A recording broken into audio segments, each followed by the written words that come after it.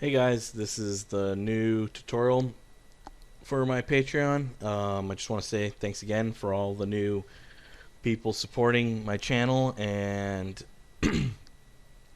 for all the cool stuff I've seen some of you guys making using some of the techniques that I've covered. And once again, thanks. And so this tutorial is going to be covering megascans. And some people have asked about this, how to use some of the megascans assets. Some of them come in roughness or glossy or metalness. So for this particular scene, I have a couple rock assets, this famous tree log that's free, and this asset rock that's free also. And so I'll be linking in the description for when I put up the tutorial on the Patreon with the links for the free assets, and I'll include them, at least what I can include.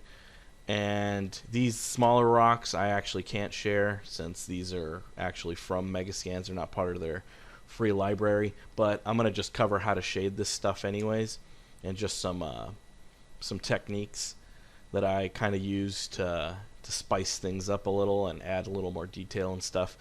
And so that said, like I mentioned, these two assets, the tree and this bigger boulder thing, are free, and so I'll give you guys the link for that. And so the idea for this tutorial is we're going to go through, shade these things, and we're going to have them set up and prepared so that in the future, if we were to save these as proxies or just keep them in the scene, they'll be ready to go. And so we're using the look dev scene once again. I mention it. It's just the way to do things, having a nice scene prepared, ready to go, so we could always get to work and start making some stuff. And so yeah, right now they're just flat shaded. Nothing's going on really particularly important or anything like that. And actually, let me disable tessellation so we can start from scratch on all these objects. And they all have the object parameters, so that's why I can come in here and activate tessellation and stuff. That's just Redshift basics, adding this. I cover all this in other tutorials. So anyways, cool. So let's get started. So we'll come in here. We've got 3 shader groups. We've got one for our log. We've got one for the scatter rocks, which are these smaller rocks we got here. And we've got one for our larger rock. And so I just have them labeled in a way that makes it easy for me to find them in the Megascans library. And so basically how Megascans works is you load up your asset. Right, they have a plugin built for Maya right now and Cinema 4D. I'm not Cinema 4D, 3ds Max, which makes it really easy and automatic to just kind of pull stuff in. Right now, the Houdini one's still not finished, so we got to do things the manual way, at least for now. And it will be supporting Redshift and Mantra and Arnold. So once that plugin does come out, I'm sure this will make this process a lot easier. When will it come out? Who knows? So it's a good thing to just know how to do this manually anyways, since we're eventually going to be making our own actual scanned assets. And so I'll be going over photogrammetry and stuff like that in a future tutorial. And I just recently got a camera, so I can finally start making some cool photogrammetry of stuff myself. And I'll eventually, once we get around to that, I'll be sharing the assets I make with you guys for all my patrons and stuff. And I'll be making HDRs and things like that also. And so anyways, so yeah, let's get started on this. So I think we'll start with the tree for now.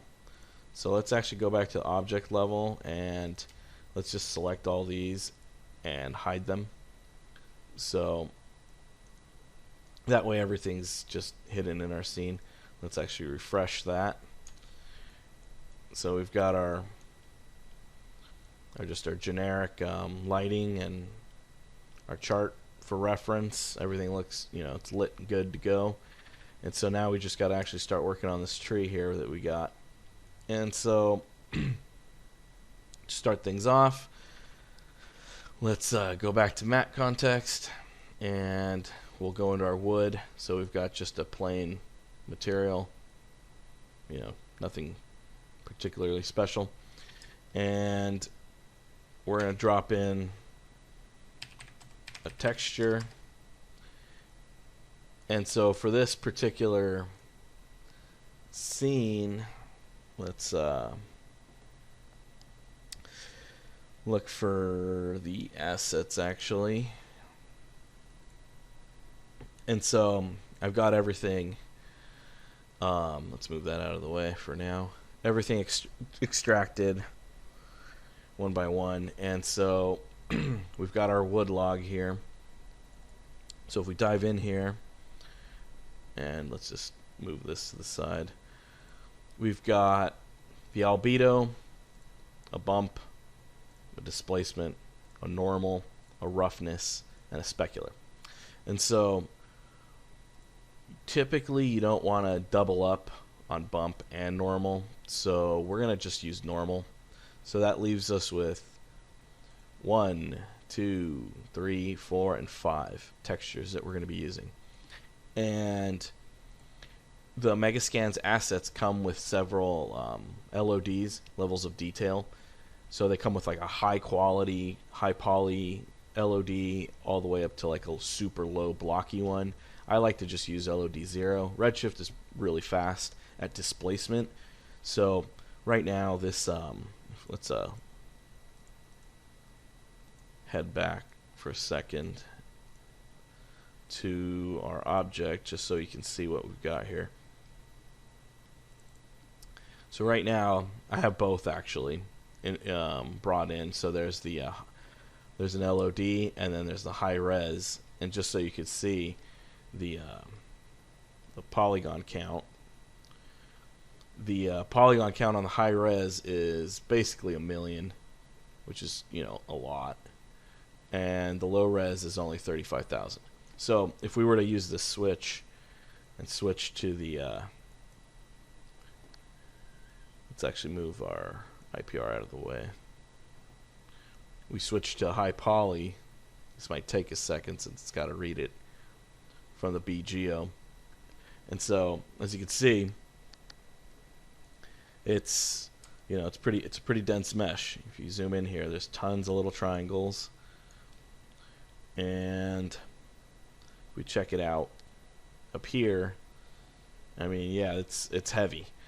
And so for our purposes, I would argue that there's no point in us using the high poly, because the displacement's fast, it's good, and we're going to end up scattering this. And so having tons of these assets in the future laid out, it might be better to just stick to light polygon of an asset and just displacement at render time. And so again, 35,000 triangles, way lighter than 1,000,000. And so we're gonna work actually with displacements for this scene. But I just have this in here just to give you guys an example of the difference. And so let's bring this back up. So let's go back to our material, and let's just dive in here. And so we had 5 textures we're going to need. So let's just hold Alt and drag out 5 of these. Let's actually expand our view a little bit, and let's drag one more. And so I'm going to just copy paste the address, and I'm going to open this up, paste that in, which will give us our assets. And so we're going to just we're going to start with albedo.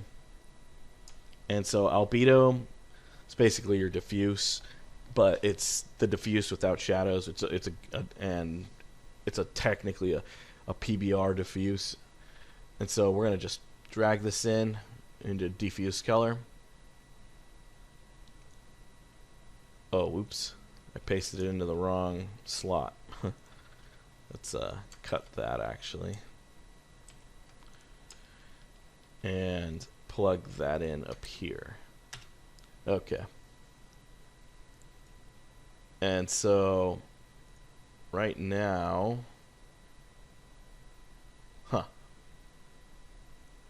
strange. Let's reload this. There we go. I don't know why it bugged out. For some reason didn't like the UVs or something. So just had to hit reload. Okay, so now we've got our tree. The basic diffuse just mapped in, and if we zoom in here, look at things a little bit, we've got some good, amount of detail and stuff. And so we've got way too much reflection. So let's go back to our material. And since this is going to be a wood in particular actually has a pretty high amount of roughness. So we're going to just go with 7 for roughness. So now it's a little rough. And we're going to keep the diffuse roughness at 0.2. Maybe we could go a little higher, 0.3. And this will just give it a chalkiness. So if we come in here and look at it, it looks dry. This gives it a dust. You could use the diffuse roughness for dust or like a chalky thin film on the outside, or a dryness. And so we want this to be pretty dry since it's a dead log of wood. And okay, cool. So this is a good starting point. So now we need to load up our next texture. So for this one, we'll load in the specular. And the reason I'm choosing specular is just it's because that's the if you look at the order of things here, specular would fall under reflection color, and then roughness. It's just for organization, just the order is correct, And so yeah, let's actually plug this into reflection color. And so specular maps that are specifically just called specular, not roughness, not glossy, but specular. Specular maps go into reflection color. And so for this, specular maps, roughness, normal, bump, all these data style maps need to be gamma 1, which is linear basically. And the reason is because this isn't an EXR, it doesn't know automatically that this is a linear file. So it's a PNG, which is an 8-bit format, 8 or 16-bit, so you need to enable gamma override. So just something to keep in mind. And for our texture sampler, actually, let's go into for the diffuse, let's go into advanced. And our MIP mapping, we're going to just make it -2. Just that way the MIP mapping isn't super aggressive and we get a good amount of detail when we zoom out. And for our third map, let's also enable gamma override. We're going to use roughness, and so this will go into reflection roughness. And it doesn't look like much is going on, but there is. This will influence the way the light rolls off and stuff. And so for our fourth, we're going to actually use our normal. And so for this particular case, let's move this to the side. Move this down. We're going to drop in a bump. And in earlier tutorials, in case you guys are getting confused, we used to use the normal, Redshift normal map. This map is now deprecated. It's old. Basically, we don't use this anymore. So the reason being is that it just had some problems in terms of like you would choose the map inside the node, and so you weren't able to control the MIP mapping the same way that you would with the texture sampler, and it had a lot of problems that you'd have to read it in directly. And so this lets you load in the normal map through here. Let's turn on the gamma override of 1, and it would let you control the MIP map bias. because certain people basically were saying that the normal map would look a little different under certain circumstances. And so the team decided that it would be best to just make the bump map also do normal maps, and that way you can control how aggressive your mip mapping or your filtering methods are and stuff. So now we're going to just plug that in to the input, and instead of height field, we know this is a normal map, so it's probably an object space normal. And we're going to plug this in to our overall bump input.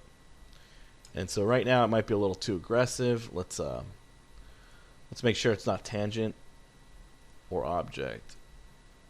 Looks like it's object space. And let's tone this down to maybe 0.5, 0.1. So you can see, if we look in here, in this specific area, let's just crop this in. And that's actually increased our scaling to 200. So we can get even more detail in this region. If we look in here, and I go back to 1, you'll see the shadow pops up, and that's just because it's giving us a normal direction, but that's way too intense. And so displacement breaks the silhouette. Bump and normal map don't. So it gives this only gives the illusion that the polygon normals are actually being extruded. So 1 is way too strong for our purposes. Let's try 0.2. 0.5 maybe. 0.5 might be good. Let's see how things look with 0.3. I think 0.3 is nice. And let's actually rotate around. Check out other areas.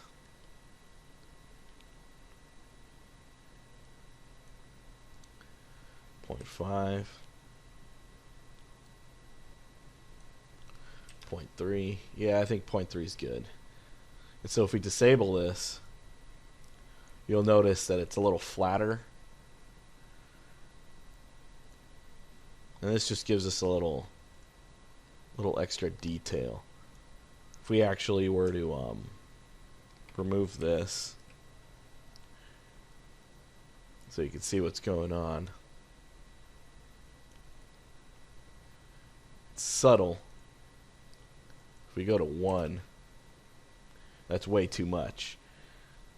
And so you're getting this, like, you're getting some of these bumps and protrusions and stuff, but it's a little too strong. It's too dark. So if we turn back on our diffuse, well, I mean, it's not too bad actually. Let's look around.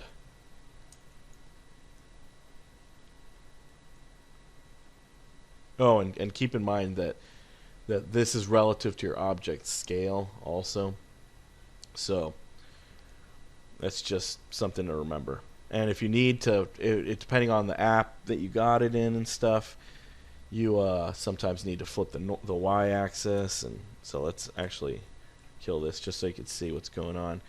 If I were to flip y normal, sometimes you need that. If you need unbiased, you could sometimes need that. Right now, this is fine. And so I think this is okay. This is enough detail. It's not too much of an extrusion. It's a good amount. It might be too strong once we add displacement, but we'll check that out once we get to that. And so, okay, for now we'll just stick to 1.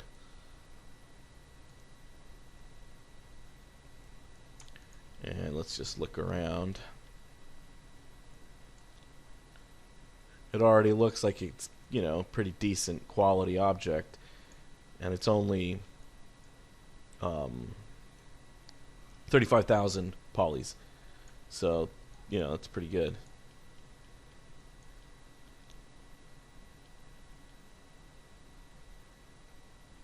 Okay, cool. Let's drop that to 100%.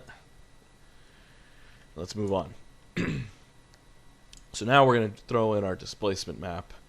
And so that's what this one's going to do. Let's load up displacement. And actually I should be using an EXR is preferable, but I think this free asset actually didn't come with a 32-bit displacement. And the reason why you want generally your displacement to be high quality 32-bit EXR is just because 8-bit maps have stepping, and the reason is because there's only 256 values that an 8-bit map can basically provide, and so it can only go up or down 256. So just something to keep in mind. And so, but we'll just use what we got. So let's move that back up, and let's move this up here, and hit tab, RS displacement. Let's come in here and wire that up. And even though this is 8-bit, you still want to override it and make it a linear read, a 1.0 linear gamma file. And we don't want aggressive mip mapping since we want details, so we'll keep that at -2. And actually, I think I did that for the normal, but yeah, okay. And so now we're going to just plug this into displacement. And so it's going wild. Obviously, I actually don't. It should be off, but I think let's check the object. Let's actually save a quick bookmark here, so we can come back to this. It's because displacement's on and no tessellation. So actually, let me disable displacement on everything. So it's like we start brand new. And so you need to drop your Redshift object parameters, go under the tessellation displacement tab. We're going to enable tessellation. You could use screen space adaptive, but the problem with screen space adaptive is it works relative to your distance from the camera. So I have a whole tutorial on this, on how displacement works and what all these parameters do. It's free, it's on YouTube, and I think I linked it in my Patreon also in the past, but I'll check to make sure. And basically the problem with screen space adaptivity is it does not work with instances or proxies. So keep this in mind if you're using displacement and you plan on instancing it or turning it into a proxy. It will not work with this, because an instance is just a change in transform, and so it won't know what to do. And this is true for every rendering engine. This only works for an individual asset that is not going to be instanced or proxied. So for our particular case, we plan on scattering these assets, so we're going to actually disable screen space adaptivity. And so let's turn that off. It's not going to do anything right now because we have displacement off. But let's turn on displacement,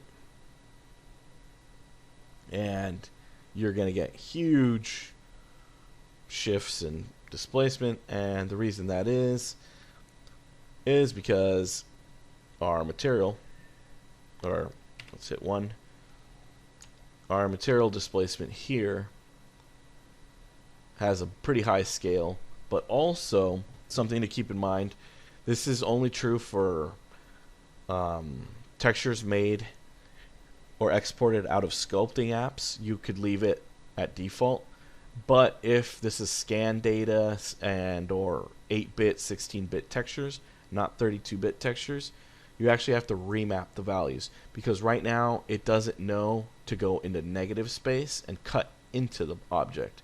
It only knows to go up, which is 0. So 0 is the object without displacement, and it's just going to go up. It doesn't understand that 0 is supposed to be gray. So for this particular situation, you need to do -0.5 and 0.5. And so that gives the asset a direction, so it knows that 0 is gray, black represents negative, and white means go up. And so this is important to do for a lot of displacement maps that a lot of people just don't know that you're supposed to do this. And the reason why it's negative 0.5 and 0.5 is because that equals 1. So if that gap basically equals to 1.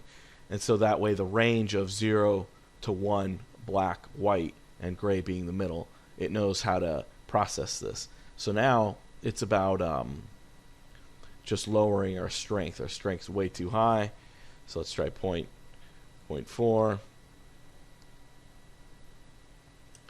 0.3. 0.3 actually looks pretty good. And so now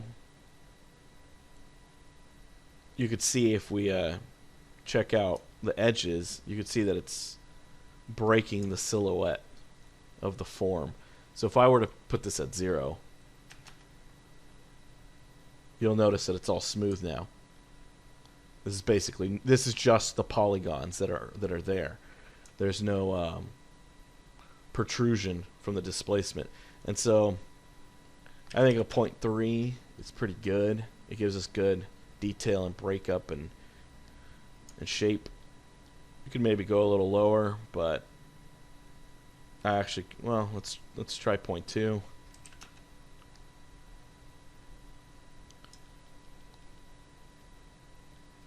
0.2 is still good, but I think 0.3 is a little better. Gives a little better breakup of edges and stuff. And so yeah, now we've got some pretty good breakup. So now let's actually go back to our normal map. Let's kill our diffuse. And look at this and see how everything looks pretty good.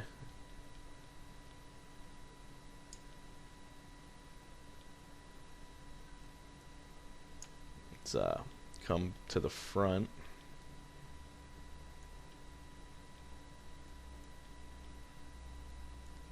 And by the way, the reason why I don't have to freeze the tessellation and I can just rotate the camera around and it loads is because I'm not using screen space adaptivity. So just something to keep in mind. But this is more VRAM heavy because it's tessellating everything, the entire object, no matter what angle or distance you're viewing it at. While screen space adaptivity is a little more VRAM saving.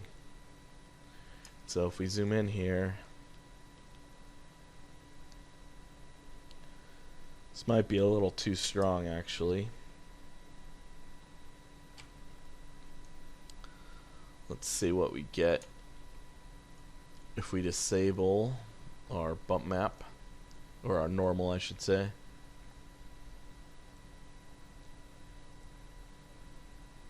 Yeah, it might be a little too strong now. So let's try 0.5. This looks a little better, a little halfway. And so the reason that this is happening is just because basically our displacement map, if we go to our object and under displacement, there's the enable auto bump mapping. So if I disable that, you'll realize that this is the true displacement effect. And so we're doubling up on the normal, and that's the reason why that's happening. So if me quick bookmark jump back in, and so if I turn this back to 1, we'll see that it's bringing in some of that detail. But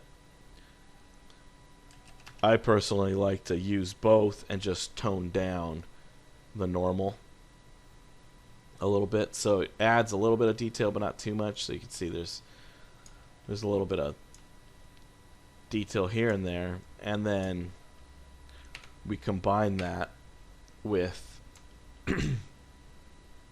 enabling the auto bump. So this just gives us extra detail. And so right now, if let's zoom out.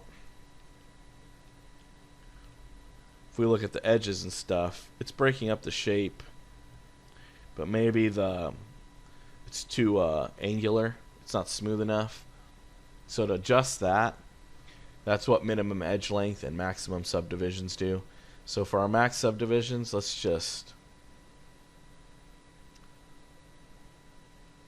try 8. This is going to make it heavier to render and slower, but it does look better. A little more detail here and there.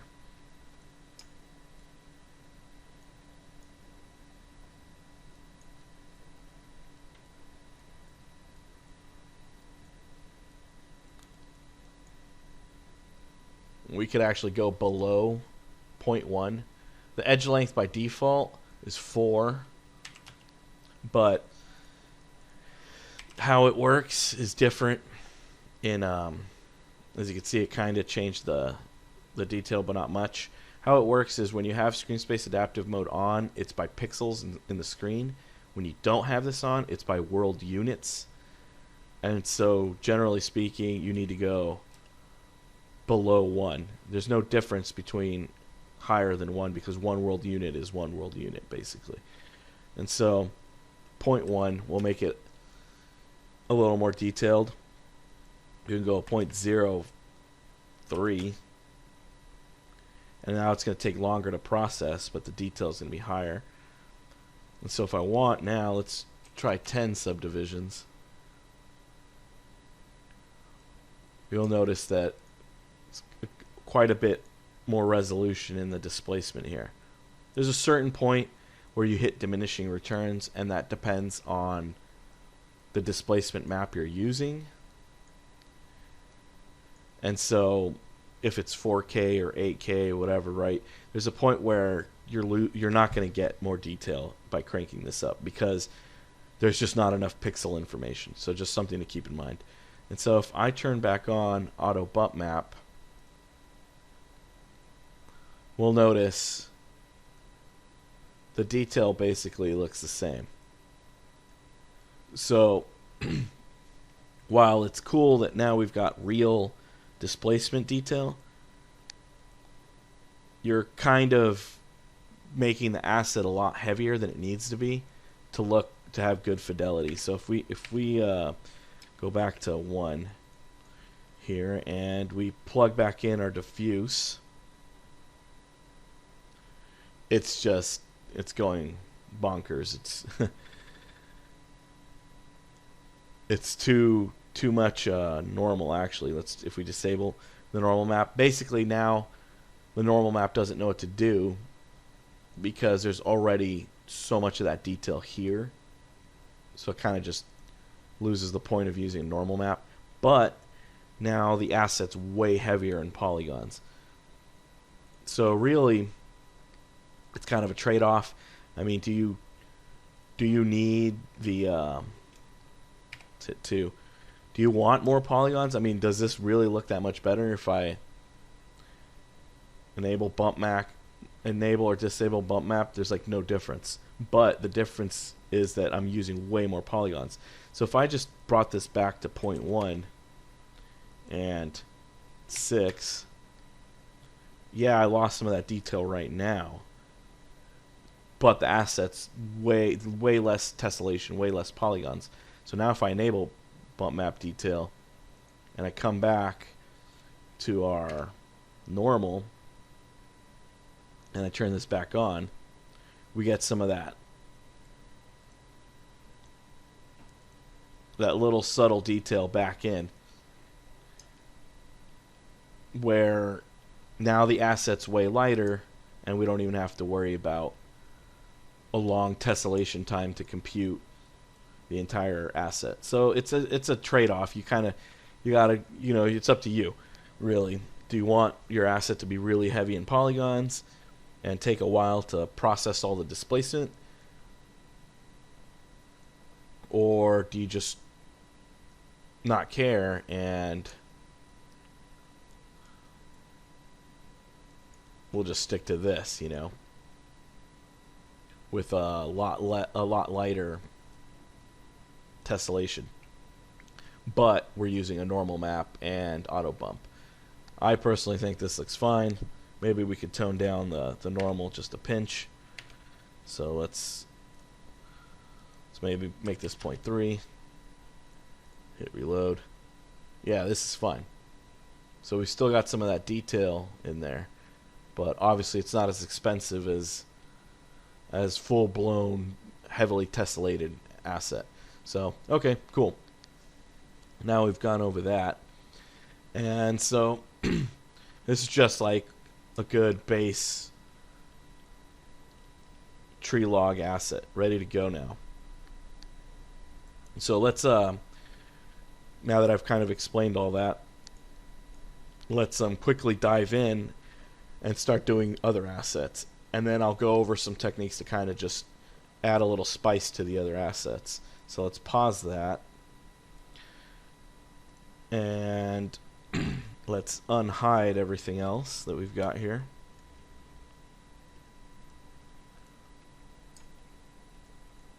And let's just go through and start shading this stuff. So let's go back to 1 and actually go into this now and make a new quick mark in here. And so again, we know that we're going to need our texture, and we're probably going to need 5.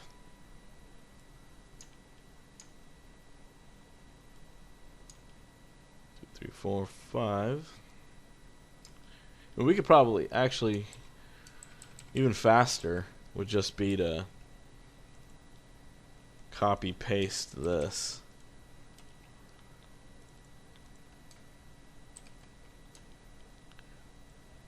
And we'll just remove this.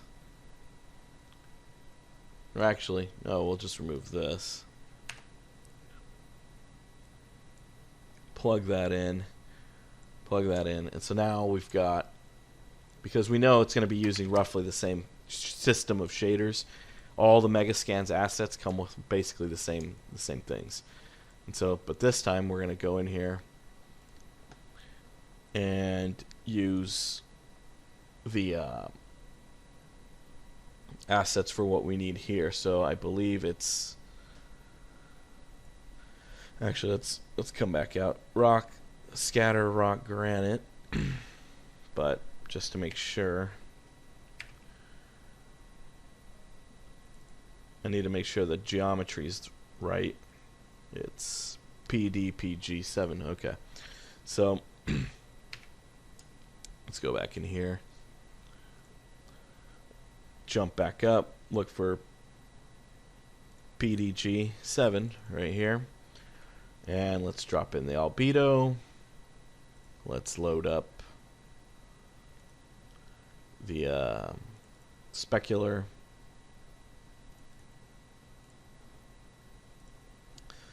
Let's load up the roughness.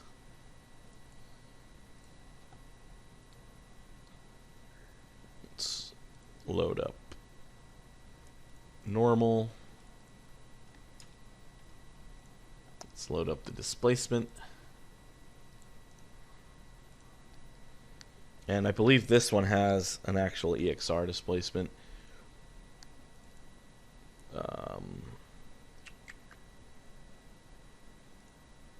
Oh, actually, I have higher resolution maps for this too. Probably should have used the 8K maps, but let's see, normal, bump, roughness, specular. Let's delete this. Oh, oops.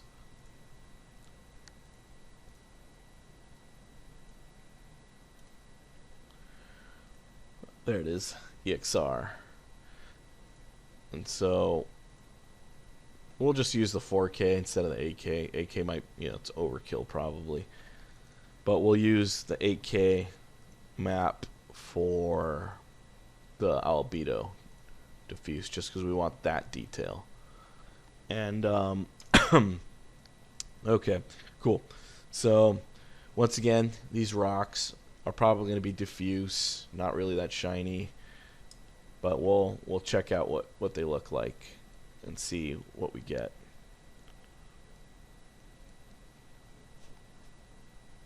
So let's hit play. And wowzers, they're the color. Actually, now that I think about it, the color is really intense on the wood too. So,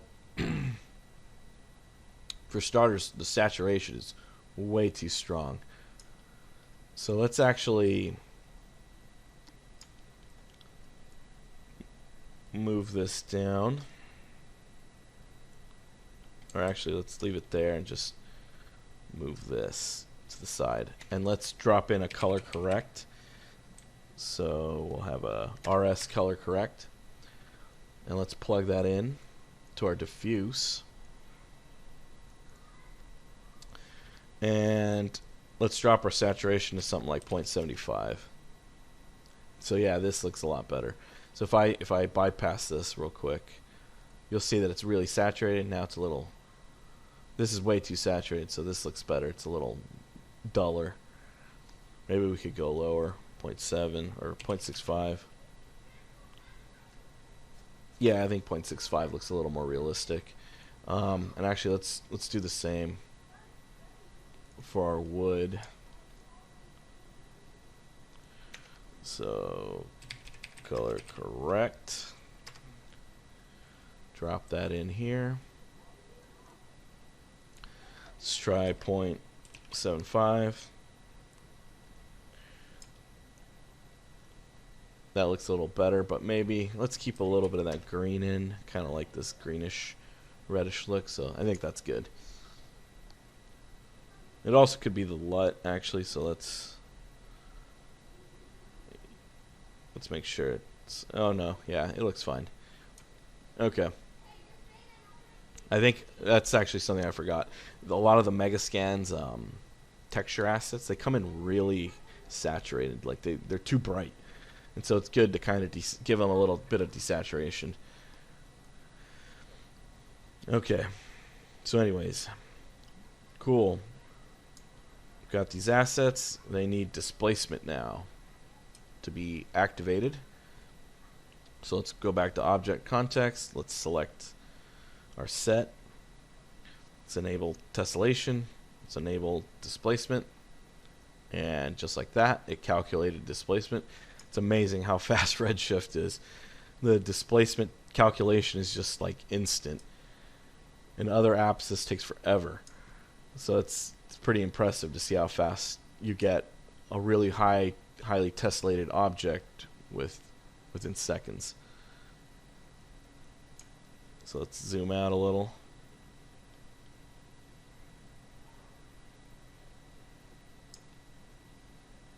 Cool. This looks good, like a good little base. So let's move on to this rock now.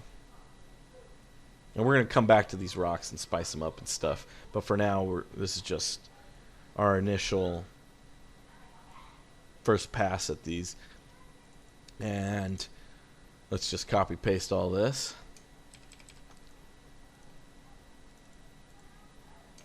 Drop that in.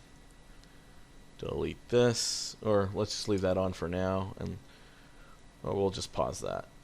And let's delete that. We'll plug this into the surface, plug this into displacement. We'll scoot on over to this, and let's move that out of the way. We know that this is, I believe, yeah, rock granite RBJT, so we'll use the albedo here. We'll use specular here. Use roughness here. Normal here. Oh, oops. I did not change to use the other wrong rock folder, so got to move back up. Okay, let's specular. Back up, and now use roughness here.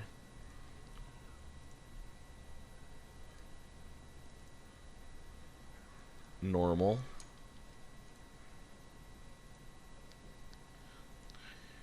.4K displacement. And let's go up to the object level and see what we get once we enable tessellation displacement again. And let's head back into matte. Let's just hit play and see what happens. Cool. Let's actually save this in case it crashes. We don't want it to crash mid-test, and so okay. Looks pretty good. Maybe the displacement's a little too strong.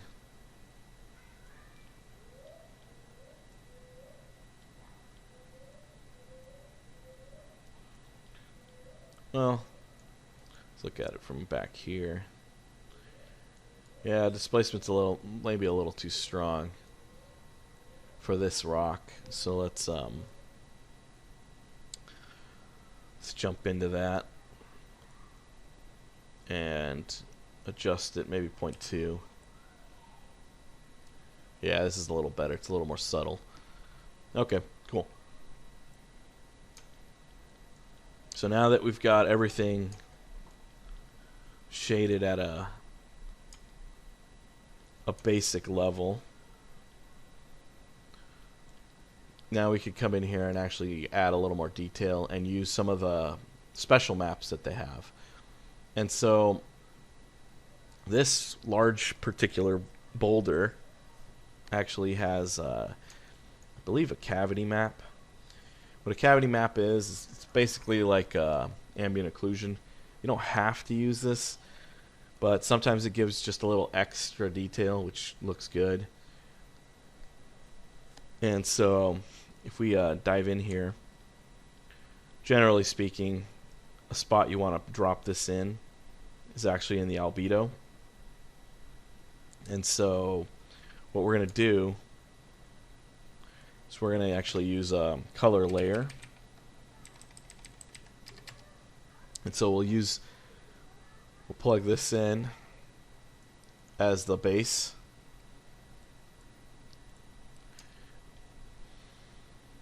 And then plug that in as a diffuse color. And right now it's going to be black because there's a layer 1 active, so let's disable that. And let's move this to the side. So if we load up another texture, RS texture here, and we check, there should be a cavity. Yeah, there it is. There's also a fuzz, and I'll explain what I like to do with that in a moment. Actually, this is the wrong folder again. RBJT. Okay, here we go. And in here, there's the cavity map. Okay. So what cavity maps basically do, it's kind of like an ambient occlusion. Like I mentioned, if I open it up so you guys can see, this is what it looks like. So if we zoom in here, it basically is an ambient occlusion map that adds a little bit of extra just shadow and textural detail. It's more of a game engine app because you don't really need it since there's already a good amount of shadow detail and stuff going on. But sometimes it's a good idea to use. Depends on on your scene, or if you're even using normal maps, because a normal map will kind of give you this detail.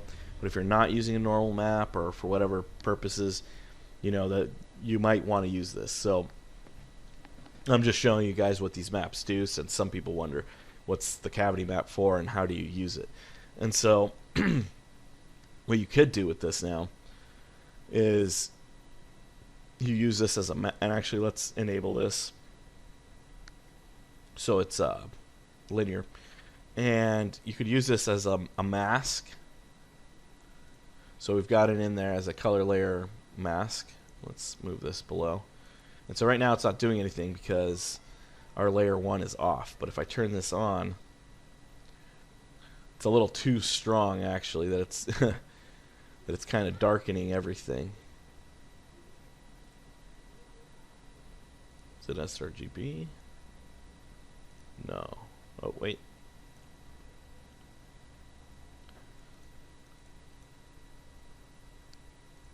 Let's reload this just to make sure it's not any weirdness. No, yeah, it's fine. It's just the cavity map is just way too strong, basically. And you could use this as normal, as an add. Generally speaking, you want this to be either additive or multiplicative. And so then you throw in a color here. So if I were to, I don't know, let's try a red or something that it'll be more obvious. If I were to, let's try multiply.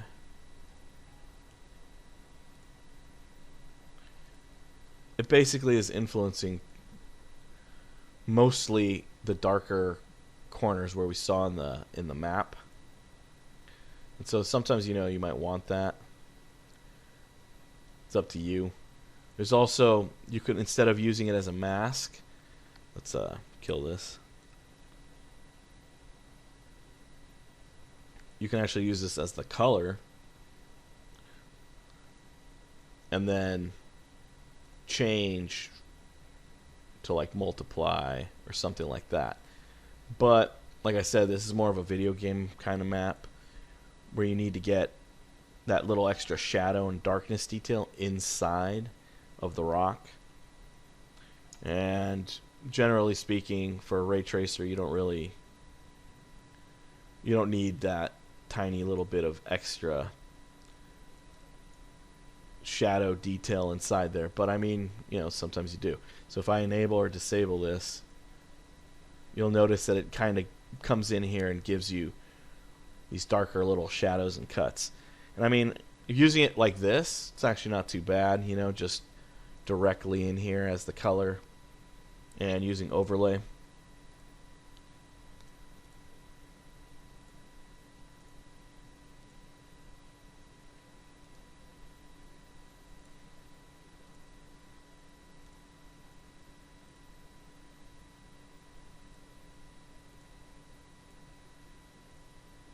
This actually, you can see where it's all located. I think overlay actually works pretty good. And we'll just, instead of keeping it at fully on, which is like this, we'll just fade it in using the mask parameter. So maybe something like 0.75% strength. So it's there, but it's not super obvious. And using that, it's just adding an artificial ambient occlusion, basically, based on a map. And so it gives it a little extra something. But it's not really, you know, game changing. It's not killer. It's not going to make a huge difference. So if I disable it, I mean, it just adds a little darkness and grunginess in there. But I mean, sometimes you might want something like that, right? So, okay, cool. And maybe we could just check how it looks with different lighting. So scroll through.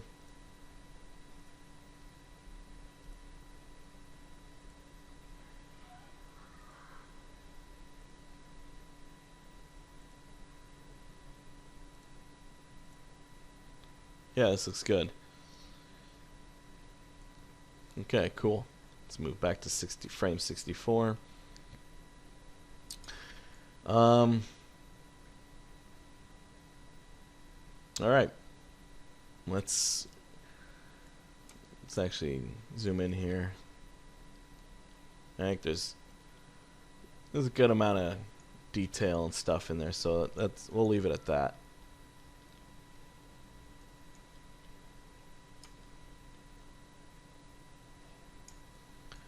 Now let's move on.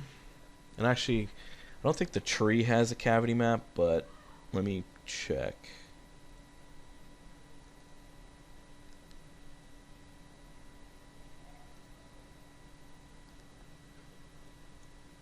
maybe it does. Asset log. Nope, it does not. So we'll just leave it on that. Maybe we'll add it on these rocks right now. And so let's move into that folder for those rocks. Let's zoom in here.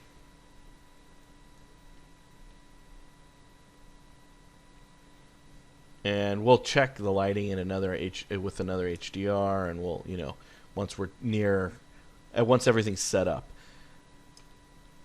just to make sure everything's, good to go. So now that we've got these couple rocks framed up, let's try the cavity map first. So let's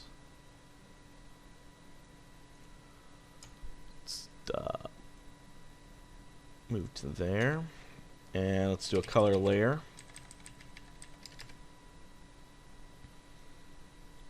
Drop this in. We'll disable that for now. Let's make a texture,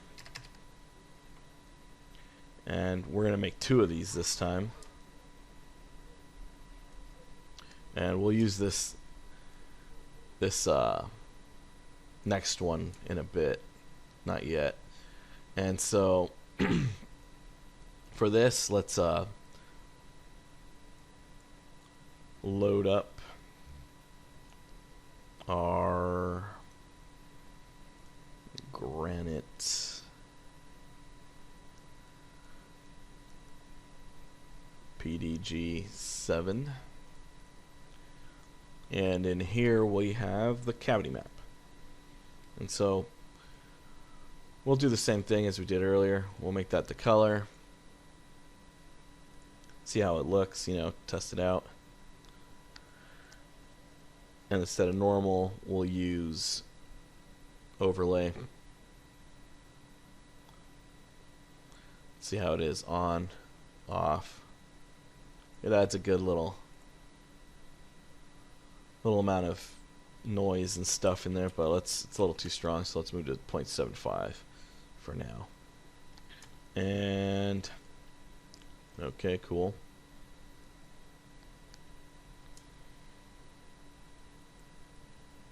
Now what we're going to use, let's just keep that way for now. What we're going to use this for is actually we're going to blend 2 materials. Now technically the fuzz map is supposed to be used for something else. It's supposed to be used for like an extra diffuse layer where areas are more diffuse and fuzzy. But me personally, I think it works better as like a mossy noise kind of growth layer, and so I use it for this purpose. Other people use it for different things. I just like to use it for this. And so there's this fuzz map. Not all Megascan's assets come with this, but a good amount of them do. And so we'll load this up. We'll enable that.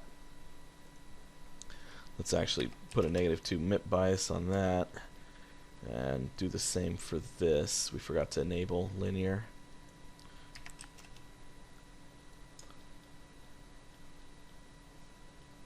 And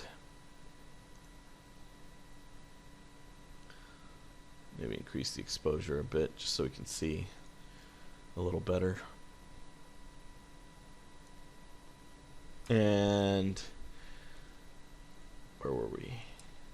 Oh, up here. So for this, what we want to do is actually make a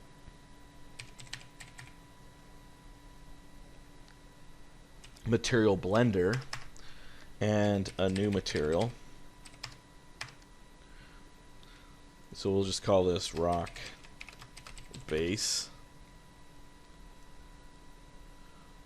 and this will be moss. So we'll plug this in. Actually, not into this. We'll plug this in as a mask. And so what we're going to do is plug this in down here for our base. And this will go under a surface. And let's move the displacement out of the way. We'll move these down here. So what we're going to do is plug in this as a layer 1 color, and turn on layer 1. Right now the mask is black, so if I fully go to the white, it's going to just make our rocks white, which is fine. And for now. And so let's just make this red so you guys can see what's going to happen here. And we're going to use this texture, the fuzz texture. And actually, just to show you guys what the fuzz texture looks like, it's generally just like a mask map. That it's nothing special really, but you can do some cool things with it. So we put this into the blend color.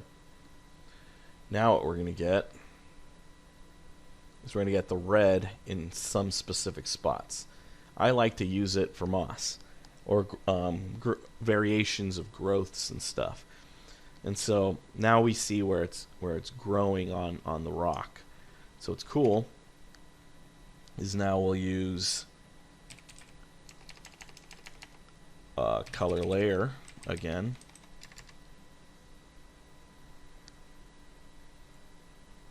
And we'll just plug this in to diffuse color. And right now the specularity might be way too high. Let's move to GGX.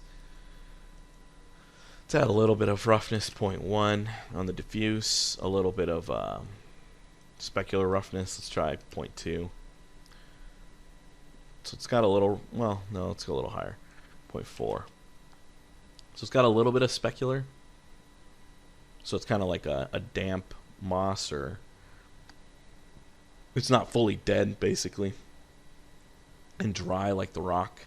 And now in here for our base color, we'll use a green. And actually, let's disable this for now. So let's change this to a darker green. Let's actually replay this. Let's go move it to a little more to the yellow side, and let's drop the saturation down.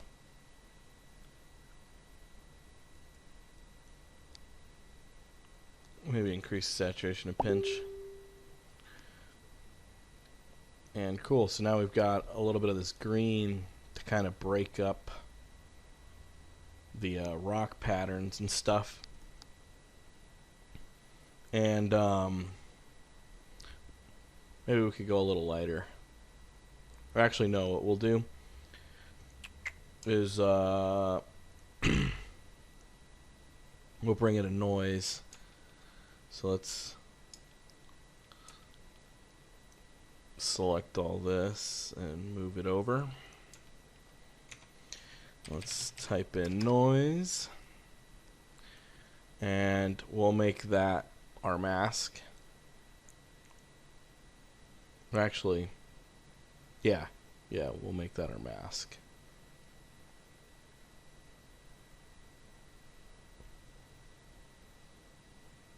And we'll double it.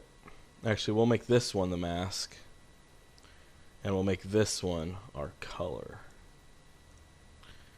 And so for now, let's enable this. And let's disable this for a second, just so we can see our pattern that we're going to build. And so if we increase the scale, let's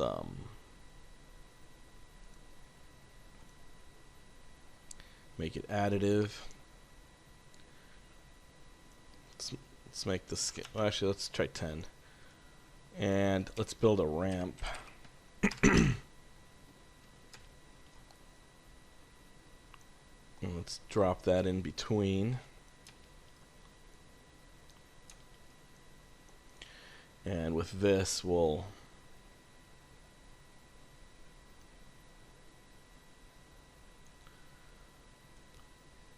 compress things a little bit.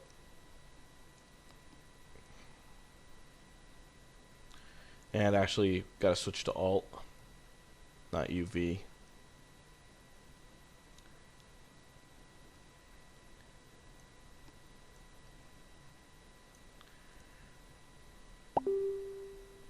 And actually, let's just do normal. We'll do normal instead of additive. And so now you can see we've got some black. And let's make the white red just so you could see it. And the black, we'll make this green. So this is the general pattern we've got, the breakup. Let's give it a little more featheriness. Let's add a little bit of noise in there through the ramp. And now let's increase the complexity, maybe to 6. Let's increase the frequency. Let's try 4. And so now we've got a good amount of variation going on in here. And so what's cool is now we'll use this to control our mask. And so now we've got our original green down here. And let's actually change the color from green now, because it's blending in a little too much. Let's use blue.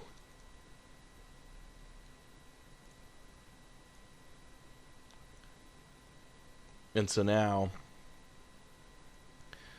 let's add another ramp in between here.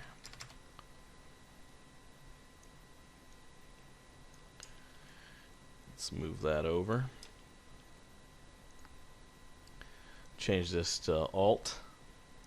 And let's squeeze in the black a little.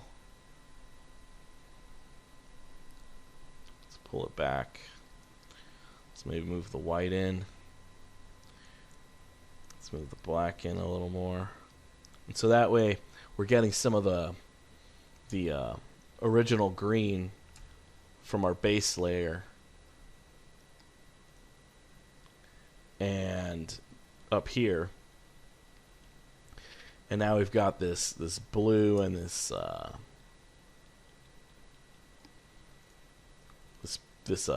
red. Let's actually crunch this in so we get a little more of the blue in. Okay, cool. So now instead of using blue, we can switch it up to something else. So let's try maybe a lighter green. That's obviously way too saturated, but let's, it's a starting point.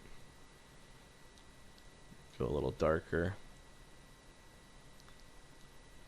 Maybe go a little in the browns.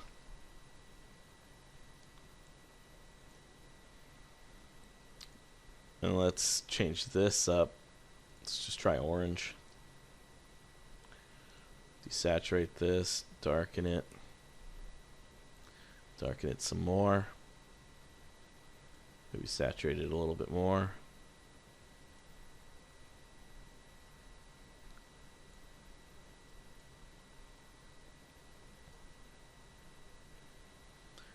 Oh, and by the way, a lot of people that might be new to Houdini, because I've seen this asked by other users from other applications, they wonder how to get temperature values in here. In Houdini, it's kind of neat. Is you could just, down here, there's this option, this little like temperature bar right here, and it's called choose color by temperature. You could click this and actually just drag around Kelvin values. So that's really useful, especially if you're going to set up your white point in the photographic exposure and stuff. But anyways, so yeah, cool. So now we've broken up our rock a little bit, and maybe let's let's push in a little. Well, no, let's see. We've got this here. It's blending into our material blender.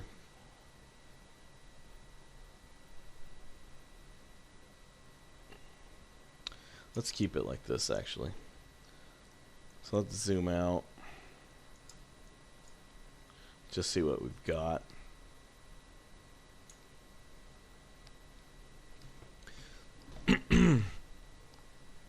So cool.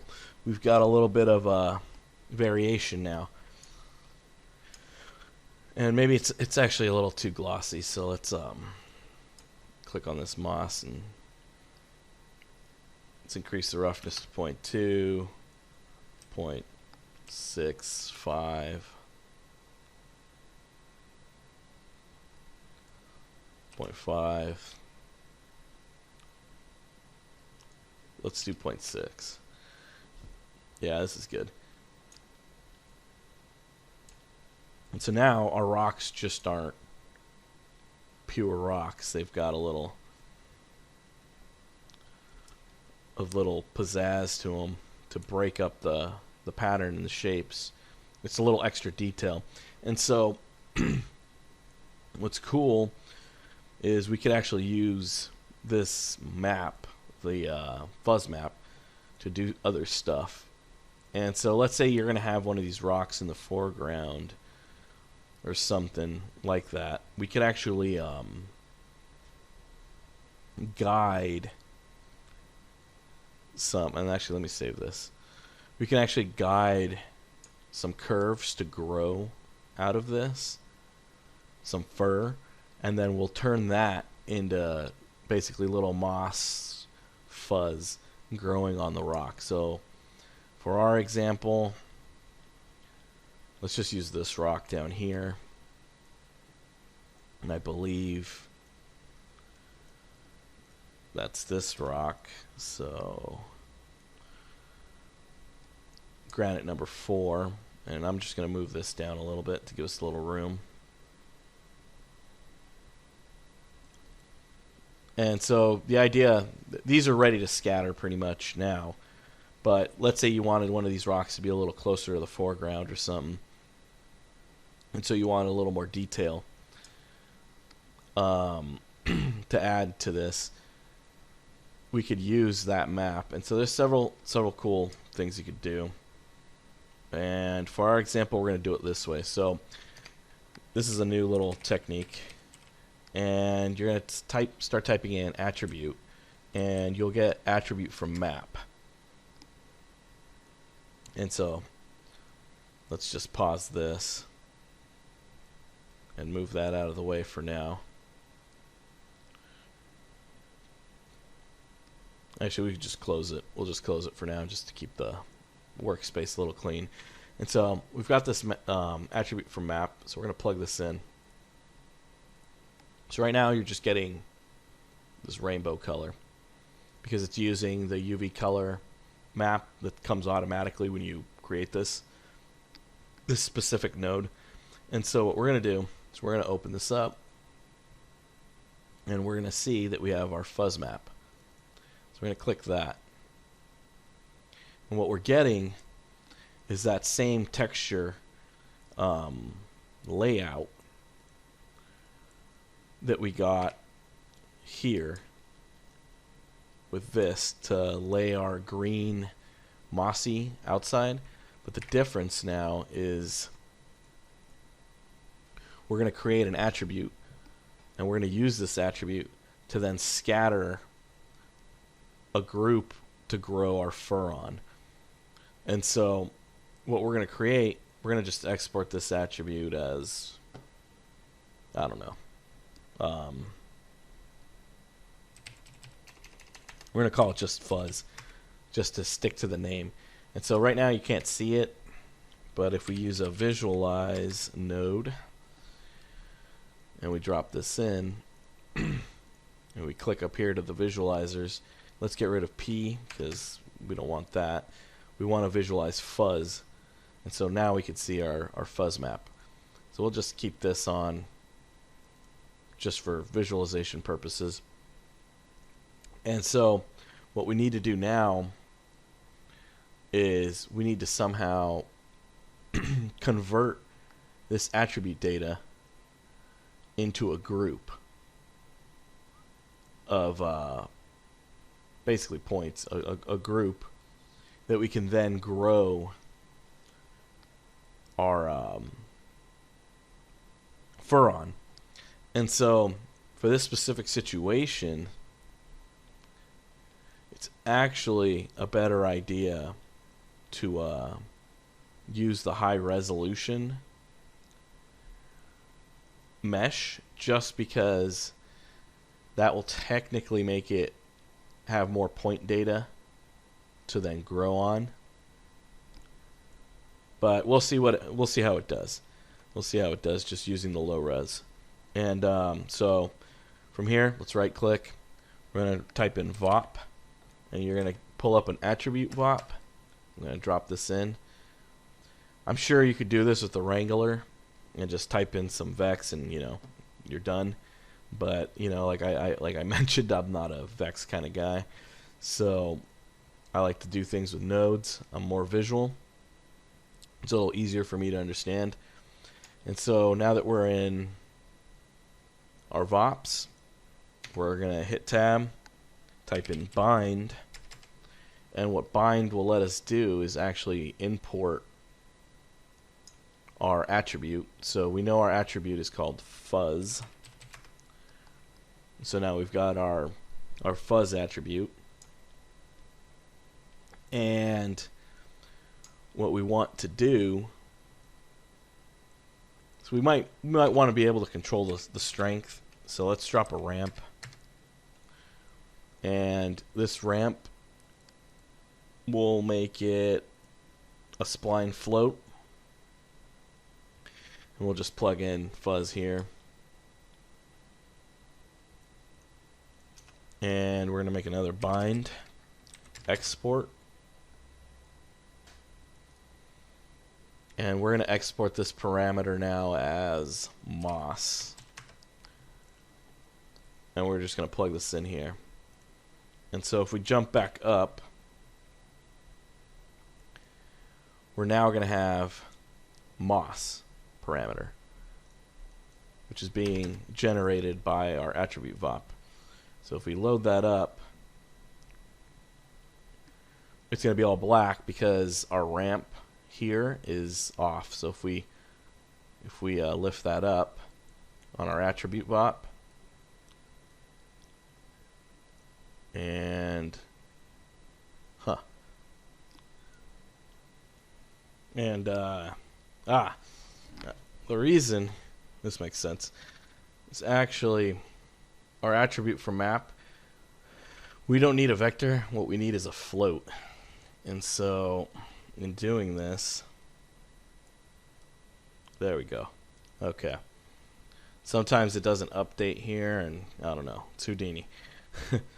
Things happen. But if it stays black for you, make sure you're getting float data, since that's how we're reading it in and using the ramp, which is also a float, and exporting as float.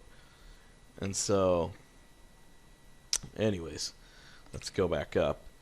And so now we've got this ramp here, and we can control this to our liking, to just the intensity. We'll do something like this. I think this is okay. And so the next step now is we need to convert this attribute data into group data. So underneath our attribute bindings right here, underneath our attribute VOP, I'm going to jump in here, and underneath group bindings we're going to click +1. And so the attribute we're reading in is moss, which is what's being exported here, out, moss. So I'm going to type in moss here. And what we want for a group now is moss group. And so we check this now. We're going to have a point group called moss group right here. And so, okay, cool. We could get rid of this. And we'll just drop in an out for now. Or, oops. A null, which will be our out. So we'll just keep this in. So now we've created our group. And so if I were to actually do a transform, for example, to plug this in, underneath the group slot, we'll have our moss group. And so now if I were to just transform upward, as you can see, it's only pulling up where the where our attribute from map data was coming in. So if I were actually to make that visualize again, and connect this down here, you'll notice that, let's delete that, I'll just call this moss, or actually it's not even going to be moss, it's going to be fuzz. You'll notice, and let's just do a ramp, where the attribute is, this red, is where we're being able to pull, because now we have a point group basically. And so, okay, cool, let's just delete all that. And so now, this is why I said having something high resolution might be better, but maybe we'll be able to tessellate it further. We'll see what we can do. And so now let's make a new file, and we're going to actually want to connect this so that if we transform this rock here, it's going to follow exactly where we move that. And for our example, we're going to just, we're going to delete this, and we're going to do an object merge, and we're going to merge in, I believe it's granite 4, the out. And so now we've got a copy basically, and it's got the moss group and everything else. And so here we can do different things. We could grow fur, for example. So let's type in fur. So right now we're growing fur on the object at all angles, which is not what we want. And so we have this group option up here.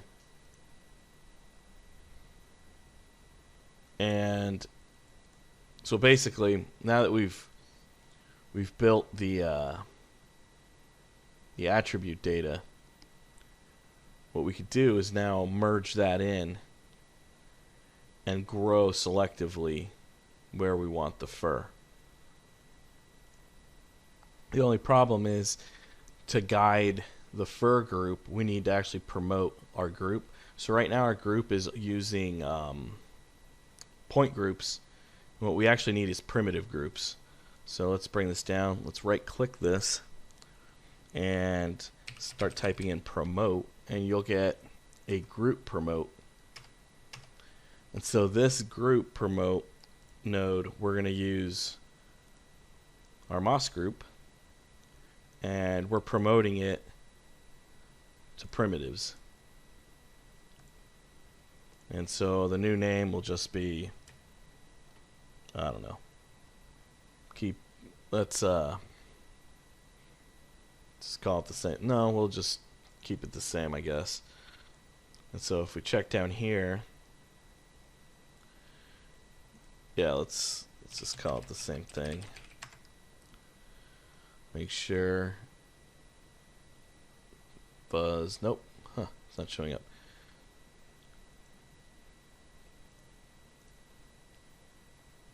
Buzz N. Why is it not promoting correctly?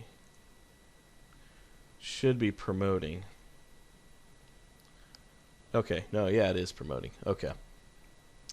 So now we've got Moss group, primitive group instead of points. So as you can see, if we zoom in here, you'll notice that the polygons now are what's filled in rather than the points. And so if we now turn on the fur and we go into the group section, and for some reason, I don't know why it doesn't show up here. I don't know if it's a bug or something. But if you just type it in and hit enter, it knows to read it. It just, for some reason, Houdini's not listing it. I don't know. It might be a bug. And so just make sure you just type in the name of the group, whether you renamed it into something new or whatever your output promoted group name is. And so now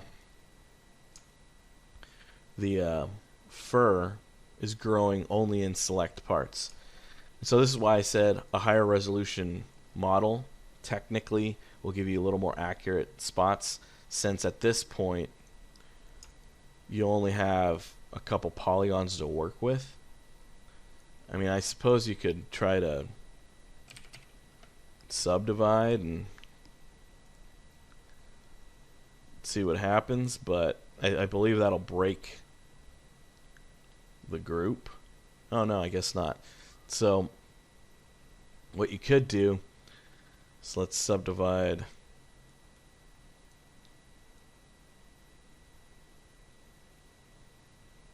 three times. And so now we've got a little more accurate grouping. So if we test this on the fur, yeah, this might work. Well, let's drop the subdivide maybe to 2. Let's just do 2. And so the idea is, now we've got this fur,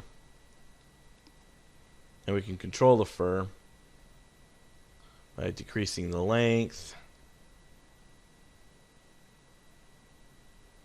Let's do a length of 0.15, and increase the density. Let's just do 1,000.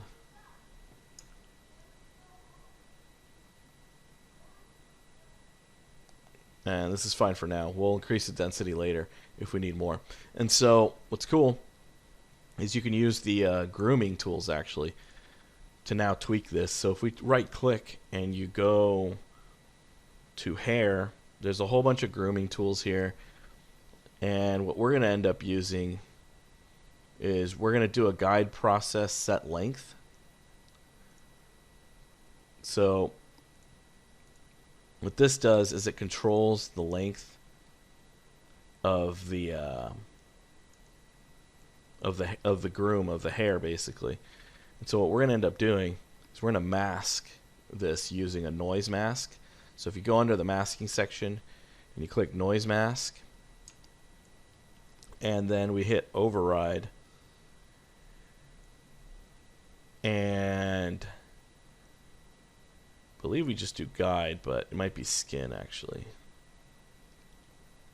Oh, we actually need to plug in what our skin's going to be. So let's plug it in up here. So you can move it to the side so you can see what's going on. And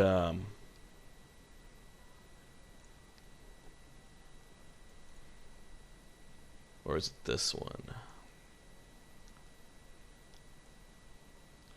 Guide process skin VDB. Noise amount.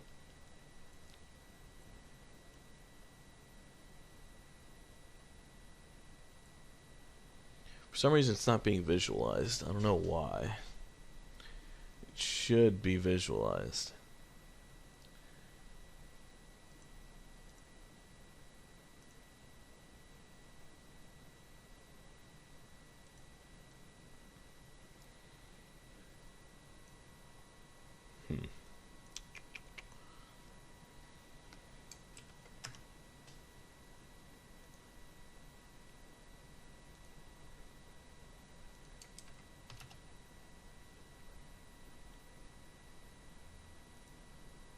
No, that's not right.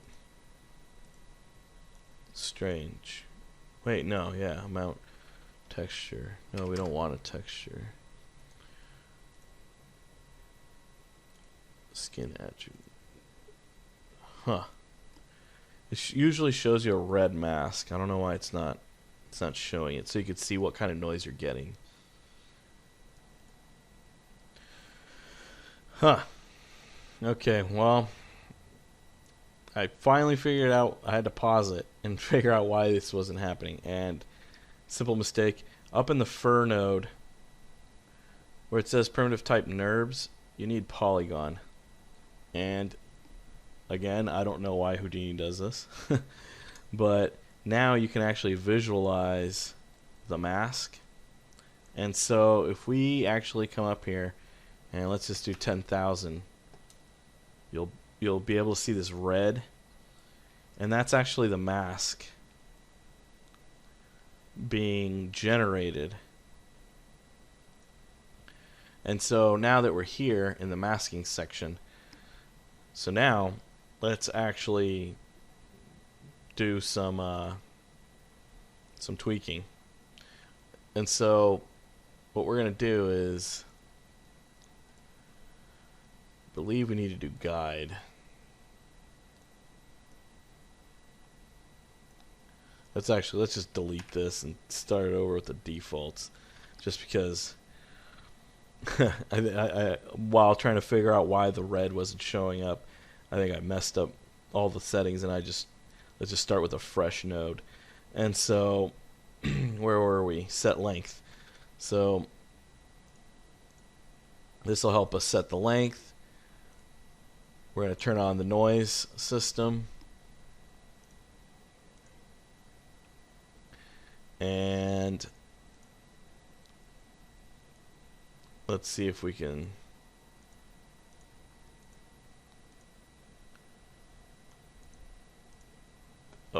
we gotta actually feed it a skin, which would be this up here. Okay, so what the skin is basically the polygon base. So before we put the fur on, so that's why that's connected into this middle node, which is the skin, and this is the guides, which is the fur splines. So okay, so anyways, let's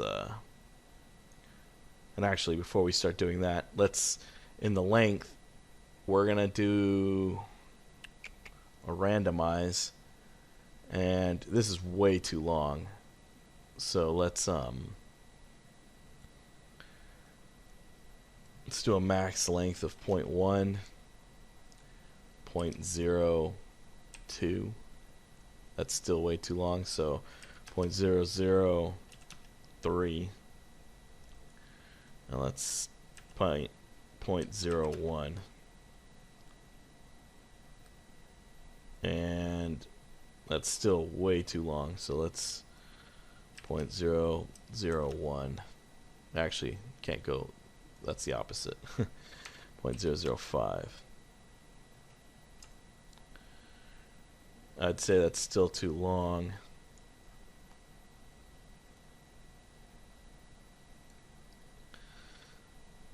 So let's go back to our fur and decrease the base length a little bit. So it's something like this.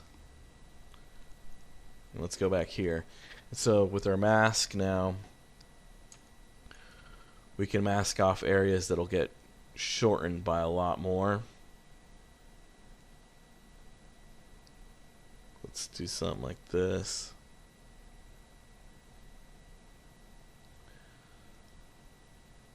So only certain ones get that effect, that strength. Let's go even lower with this. Oops, not 0. 0.0001.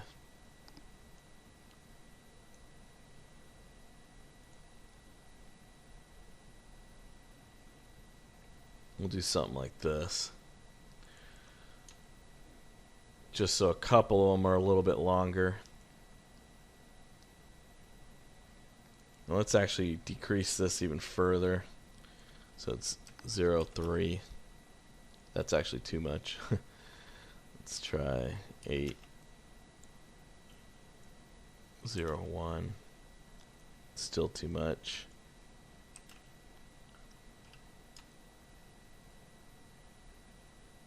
Yeah, that might be alright.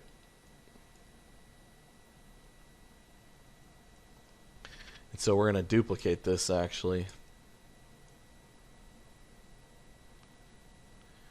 And let's plug that in. Plug that in. And we'll actually disable our masking. And for this, we'll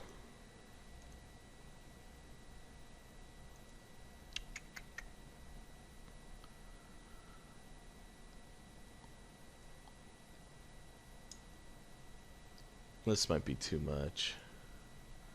Let's subtract.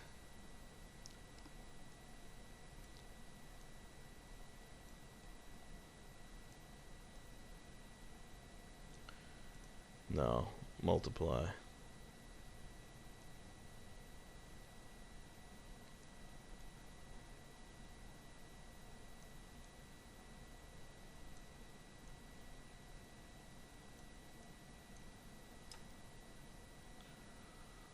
Something like this. And now we'll just do a little bit of frizz. Guide process frizz. And this will just, it'll start to bend the curves around.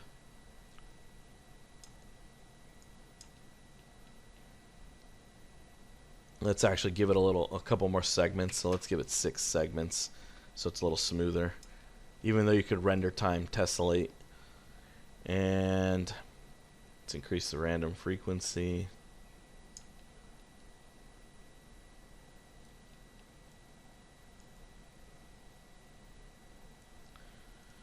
Let's decrease the maximum length a little bit.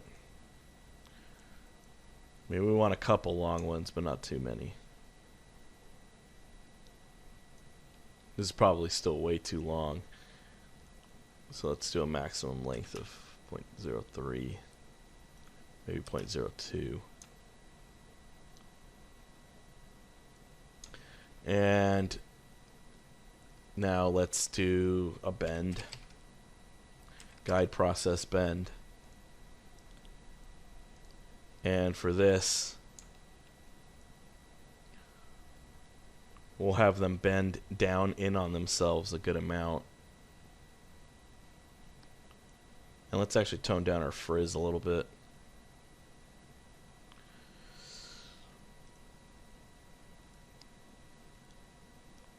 Blend it in a little.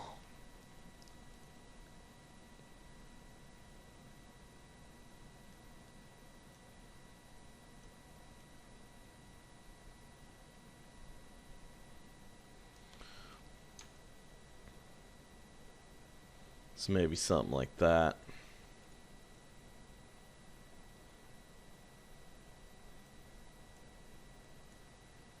Tone down the random angle a bit so they're mostly curved. And okay, cool. Now we've got this little frizziness. And so now we have to actually come all the way back up to the fur and make sure this is back to NURBS. And the reason... Whoa, what just happened?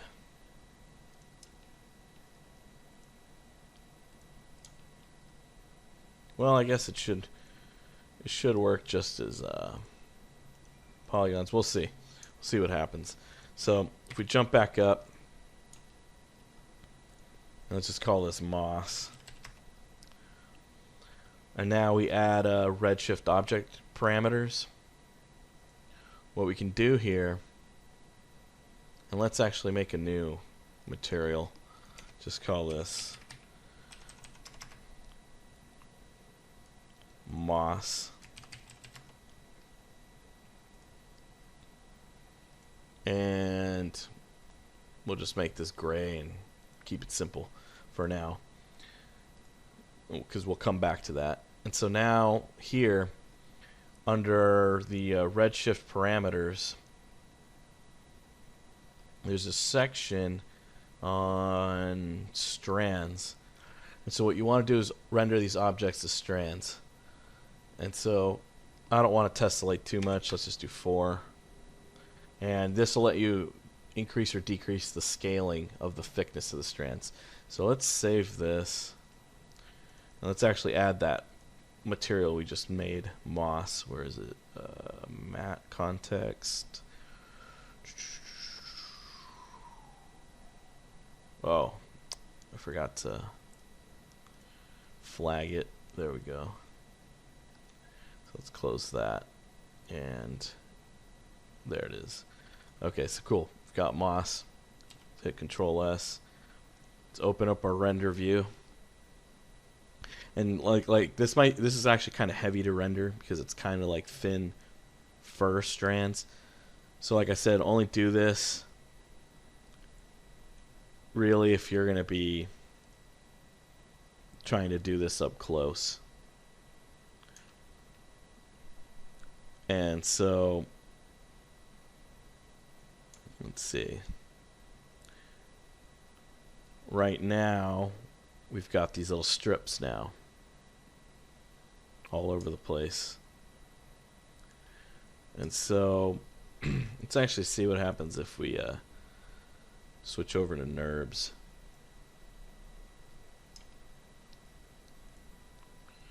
For our fur.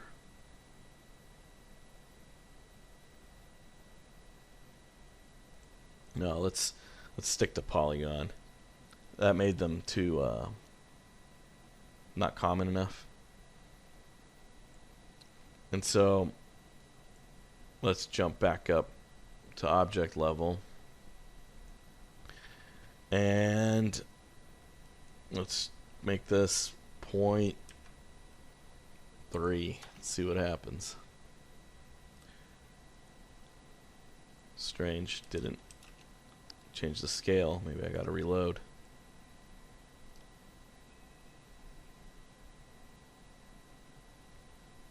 Yeah, so I gotta reload it every time. I guess it's gotta process everything. So let's try 0.3. That might be a little thicker. Okay, yeah. Let's go a little. Let's try 0.5. And hit reload.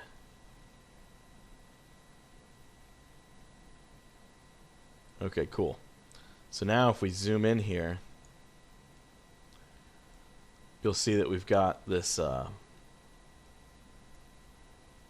this little white fuzz growing everywhere. Let's try 0.8. Let's just reload and go a little thicker.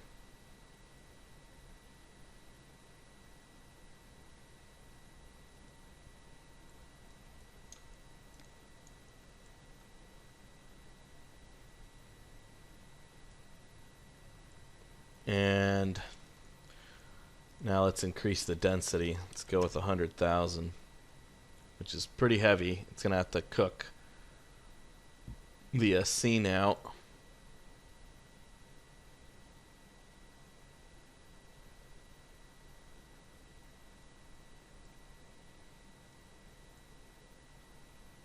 So give this a minute.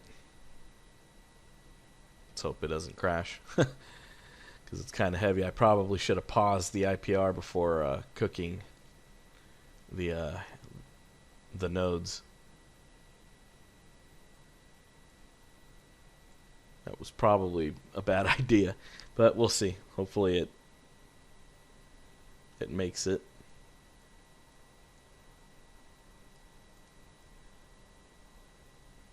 Says it's extracting, so there's still hope.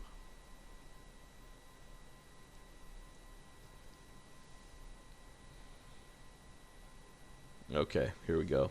It did not crash. It's just taking its time. Okay, cool. So now you see we've got this this weird furry kind of growth going on. And so it's neat. So now we could go back to our material. Let's increase our roughness to 0.2. Let's make this darker green. This is actually how you can make grass also, which works pretty well. Using this same technique, but instead of being on the rock, you're gonna put it on a ground. And let's add a little bit more roughness. 0.5.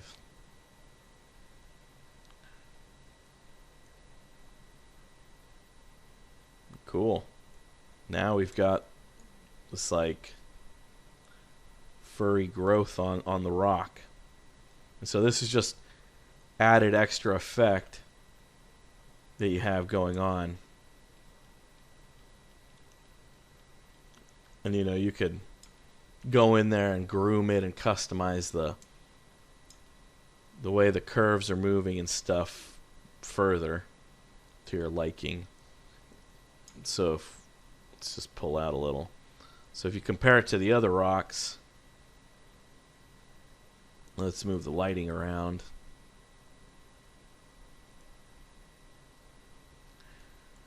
It just adds a little extra oomph to the overall look.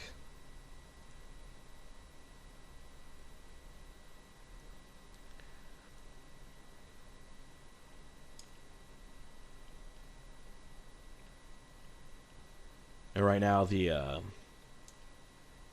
growth is a little too uniform in direction. But like I mentioned, you could go in there and customize the groom patterns by just going in here and adjusting all this stuff. But it just gives things a nice little extra detail. So if I were to increase this 300%, and we just rendered this area.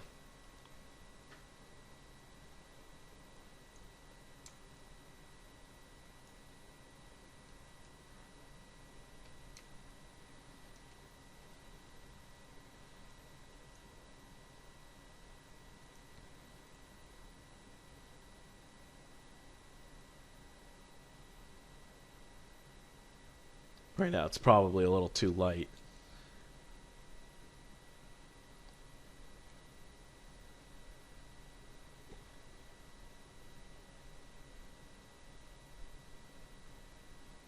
But yeah, you get the idea. And so if we pause this, let's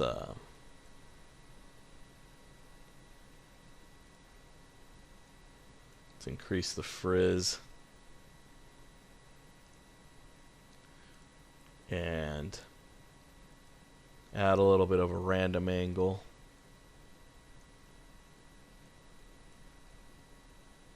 And let's just reload that.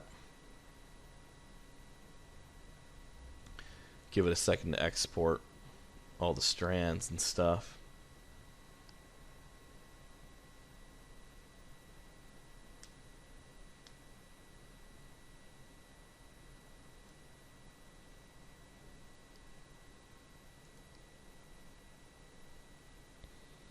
And so, yeah, this is just one technique of kind of adding a little extra details to things, like adding a little growth, a fur growth. And it's just like faking a moss or a grass, and you could use this technique for a lot of stuff. And so, yeah, let's actually see what this looks like just as a test with another HDR. So let's try.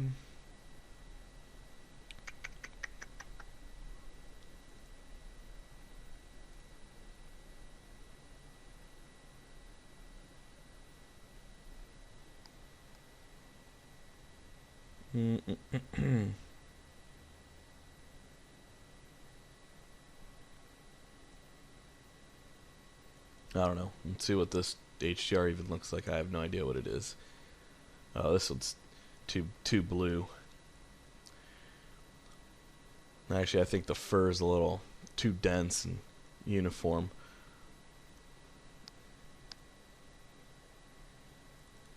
Let's try another HDR.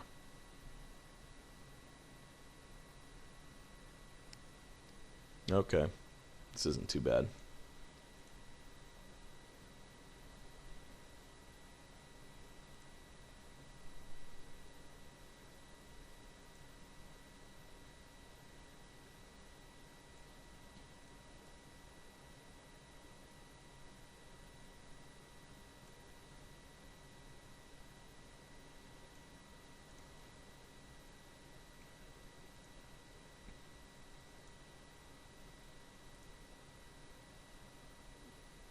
Let's go to object.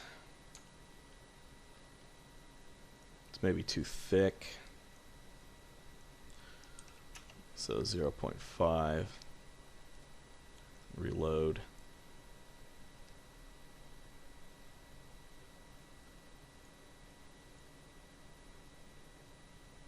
I probably should decrease the density. We don't need 100,000. That's just, it's way too much. And so anyways, yeah, to sum that up, I'm going to now move on after this, and I'm going to explain another technique for actually scattering some of these assets now. Before I explained using the scatter SOP. And so now what if we want to like actually draw in spots? So for that, we actually have the spray paint SOP, which does a lot of that type of stuff. So I'll actually be showing you guys that next. So let me just pause this, and I'm going to be pausing the video and saving it, and we'll be continuing it right after. Thanks. Hey guys, so I just wanted to mention that before we move on to how to use the scattering spray paint tool SOP, I came in and just changed the fur parameter. And so on our moss object, if you go under the strand setting, in my opinion, for this kind of mossy material, generally the cylinder works better. Originally I had it on strip, and it just gives things a 3D thickness, and so it just looks a little better. And so it is heavier to compute because this is tons of strands. So just a kind of a heads up that oops, what just happened? I closed the viewport. Scene view.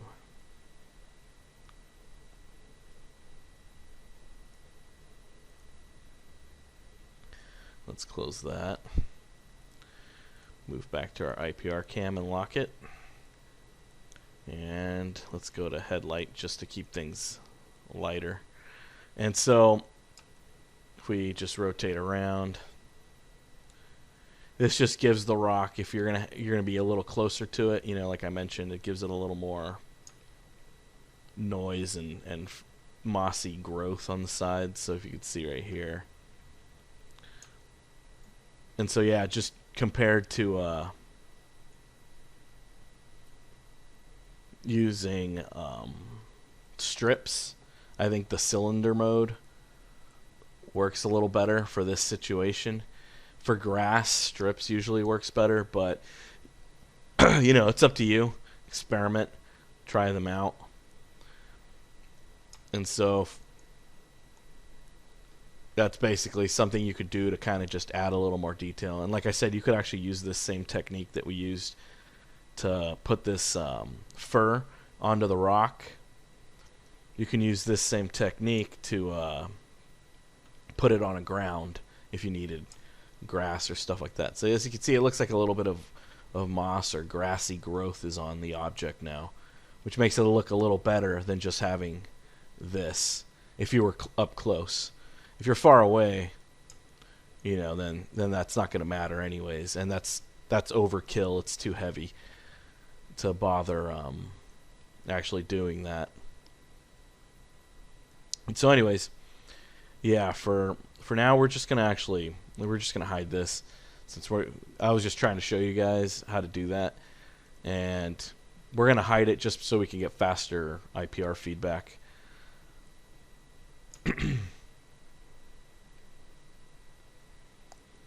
And we did change the HDR, so you can see on our Chrome ball that we're using a different HDR now. So maybe, well, no, it won't matter. I'm gonna just show you how to scatter some of these rocks real quick, rather than doing any more look dev, since we already did all the shading and I explained, you know, the displacement and all that stuff and what to do with the Megascan maps. So let's move on to scattering some of this stuff. So let's pause this, move it out of the way for now, and we're going to just scatter onto the sides. And so in my instancing tutorial, we went over how to use the scatter stop. And as you know, you have to use either the instance node or the instance attribute for Redshift to actually know that they're instances. The whole copy stamp workflow doesn't work. It might in the future, I don't know. The Houdini dev says that he's going to look into somehow maybe making it work, but for right now, this is still the only way to go about it. And okay, cool. So let's dive into the instance, and what we're going to start with is, if you start typing spray, you'll get this spray paint stop. And let's actually make this bigger so you can see kind of what's going on. And so this SOP, it needs two parameters. It needs something to spray on, and you don't need to give it an object, but it'll just spray points. But this lets you kind of preview it. So what we're going to do now is do an object merge. Let's zoom in here, and we're going to merge in our ground plane that we have. And so if we look around, we have grid, and we're going to merge that in. And so what this does is, now if let's open up our, our tools menu. There we go. If we use the show handles, or just hit the enter key,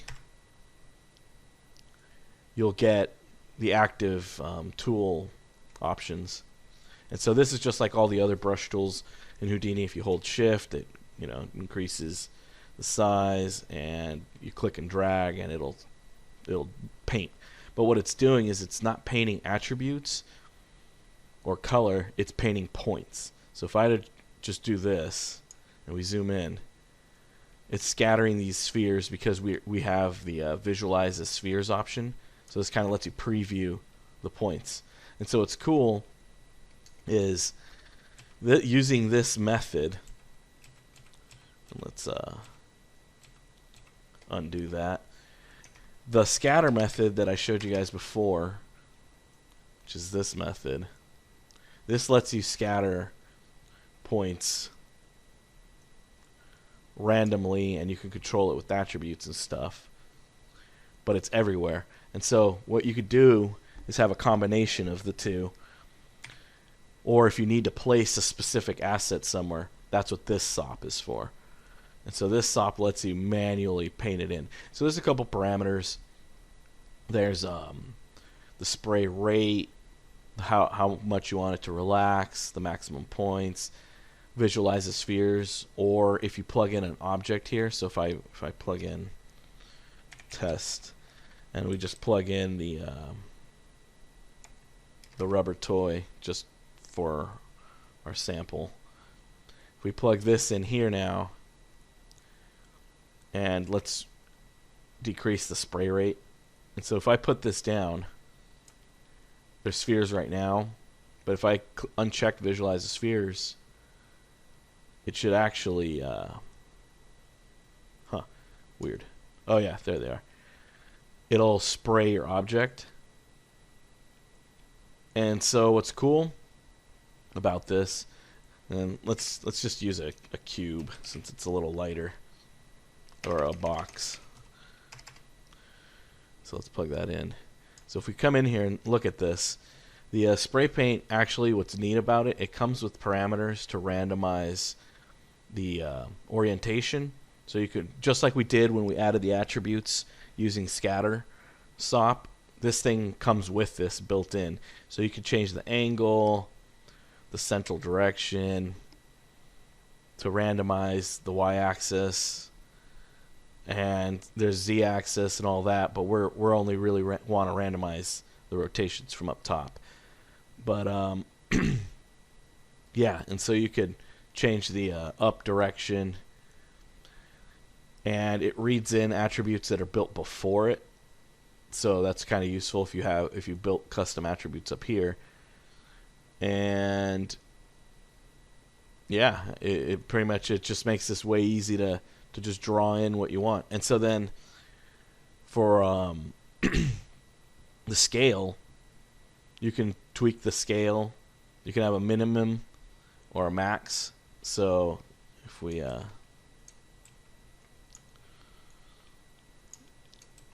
let's delete this.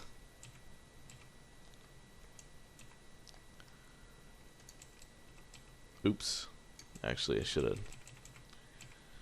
Let's just do that. And just clear the strokes we have. So let's just clear that. So if you need to clear the strokes, you could just delete them here. So if I draw a stroke right now, it added this, and we could always just clear it. But anyways, where were we? Oh yeah, the scale. So you have this scale, which is your like global scale. You can think of it that way. And so as you can see now, they're really huge. This controls kind of just the global scaling.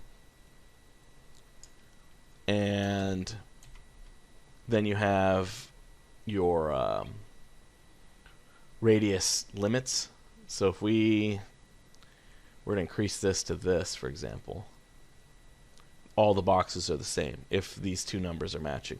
So this is, think of it, this as your minimum size, and this is your maximum. So if we remove this up here, we'll get a couple bigger ones, and then we'll get some smaller ones. And obviously if I decrease this even further, you'll occasionally get some extra small ones down there. And so for our purposes, we'll just leave it at default. And you can adjust the distribution radius. So there's several different radiuses. And what else?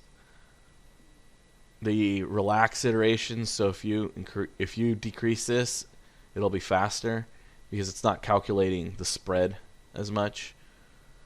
I usually just leave it at 1 or 2. That's usually enough.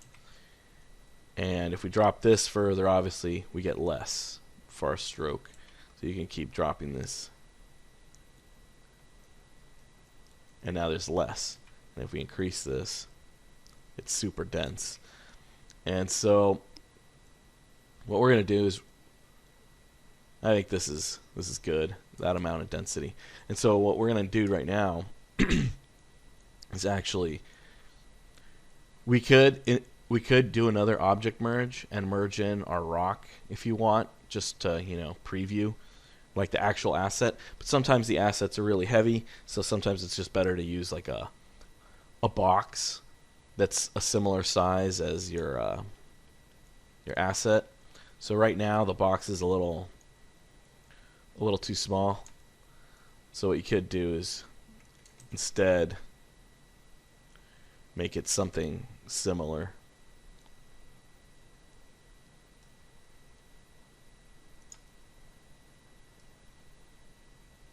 And like I said, the rocks are pretty lightweight, so I'm sure we could actually scatter them. But I'm just showing you that sometimes what you're scattering might be too heavy, so sometimes it's a little better to just use a box. And okay, let's decrease our scale. That's a little too small now. That's too small. This might be good. And just for an example, let's actually just merge in the rock so you guys can see it. So if we do another object merge and we bring in just one of these rocks. So we're going to bring in this pretty big one. Or actually, we should do a smaller one. Let's merge in this smaller one here. So now if we scatter, you can see that we've got the rocks.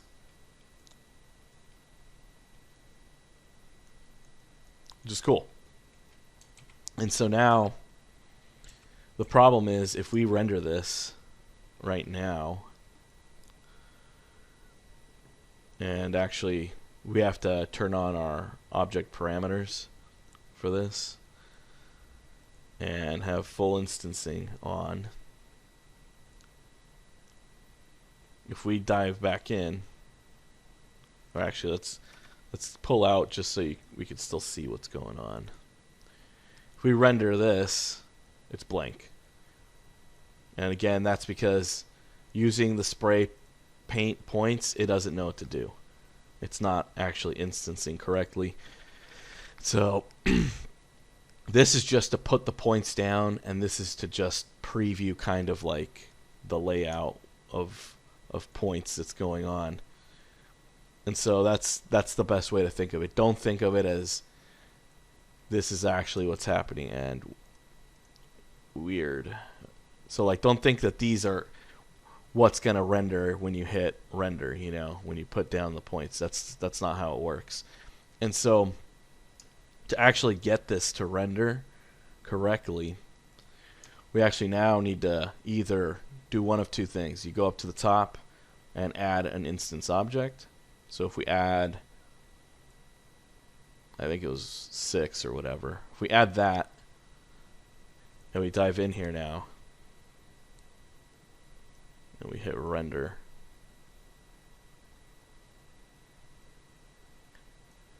and actually we turn on full point instancing and reload. Let's delete. We have to break this, I guess. Yeah, there we go. So now it's instancing that rock onto the points that we built previously, that we have selected here. And so one way you could look at this is, I guess you could use a switch and just preview this on or off. Or you could just visualize them as spheres. And I believe it'll... Oh no, it won't work even if you try to just visualize them. So you basically have to have visualize the spheres off and nothing plugged in, and it'll work. The only problem with that is, yeah, you you kind of can't see what's going on in the viewport, really. And yeah, the only way you'd be able to view it in the viewport is if you have this plugged in. And so I guess if you had, let's see if we could do it with a switch. If we plugged in a switch here, or no, maybe we could just bypass. Yeah, if we just did a, let's see what happens if we just bypass. If we reload, it's blank. If we hit the bypass, okay, bypassing won't work. How unfortunate. I was hoping it would work. And so, yeah, I guess that's one of the downsides to this technique. If you need to see it in the viewport and rendering at the same time, you can't. And that's just the way it is. I suppose you could make 2 of these.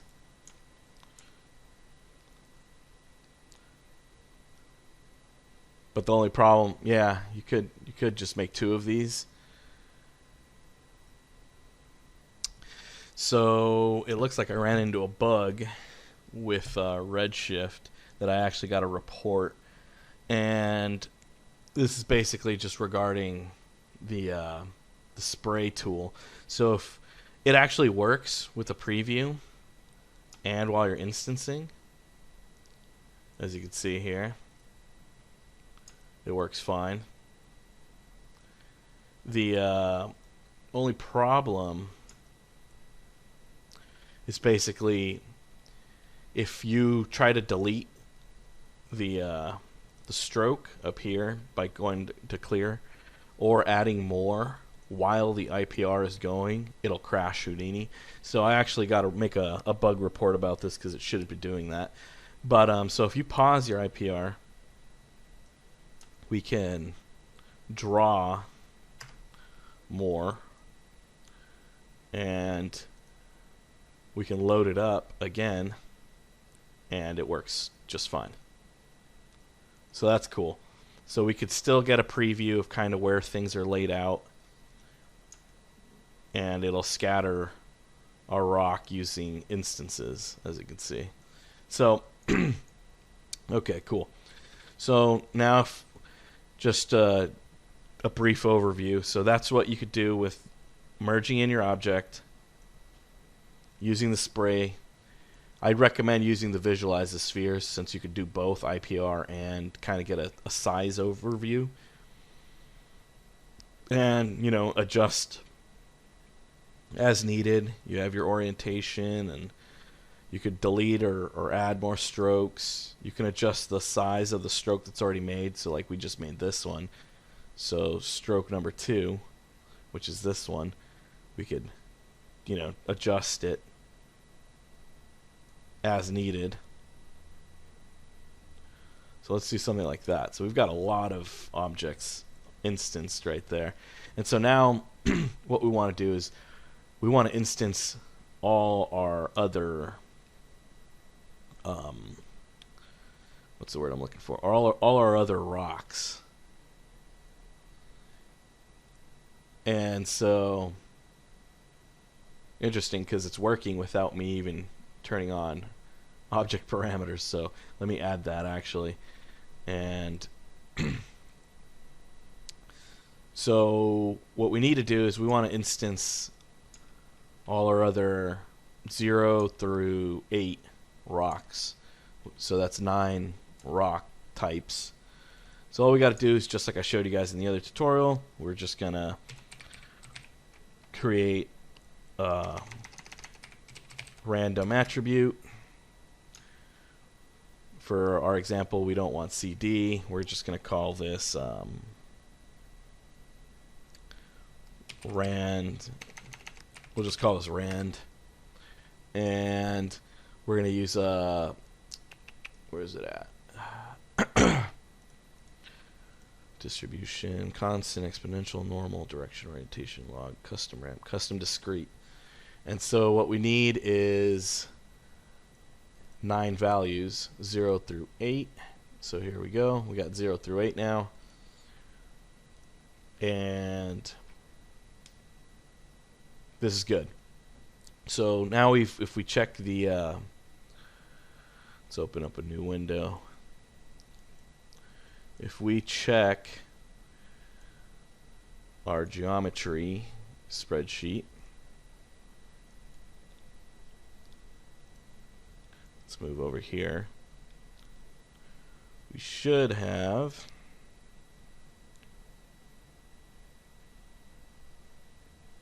custom discrete, 9 points, value. Rand. So we've got Rand here. And there we go. It was pinned. And so here we've got all the attributes for the scale and all that stuff from our spray paint. But we should also have Rand, the one we just made. And so right now everything is just 0, 0. And the reason for this is because it's not working by point just yet. We're not randomizing it. So now what we need to do is actually change this.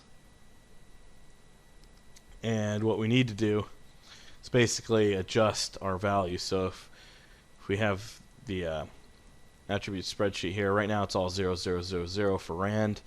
So let's just put in 1, 2, 3, 4, 5, 6, 7, and 8.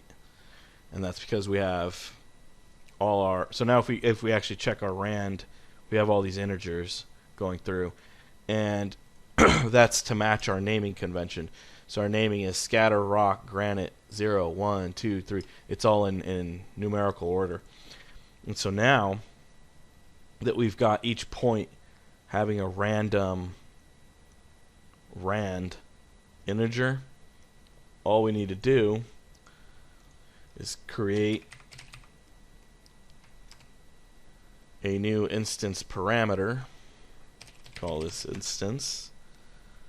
And instead of float, we're going to turn it into a string. And we're going to type in dot dot dot slash forward slash dot dot forward slash and look for our rock. So here we go. And this is 0, but what we want is we're going to feed it that attribute. So we hit backtick at for attribute Rand, which is the attribute we made earlier. So we hit enter. And now if we pull up our attribute spreadsheet, we should have instance right here. And so now it's choosing 0, 2, 4. It's randomly selecting based on our random attribute we built up here in the attribute randomize. And so you can control the strength by adjusting the weight. But right now they're all equal chance of spawning. And so now if I press play, we've got all of our rocks scattered, all 9 of them, all 0 through 8 scattered around. And so yeah, this is just one of the techniques. So now if you need to manually scatter some assets, you can do it this way and instance tons of them. I mean, this is a huge amount of rocks. They're all displaced. They've got heavy textures on them, and Redshift is basically rendering this instantly. You know, so yeah, guys. And so that's pretty much a summary of this base technique. So now you guys know how to shade the Megascan's assets that come in, and you also know how to scatter them and instance them all over our scene.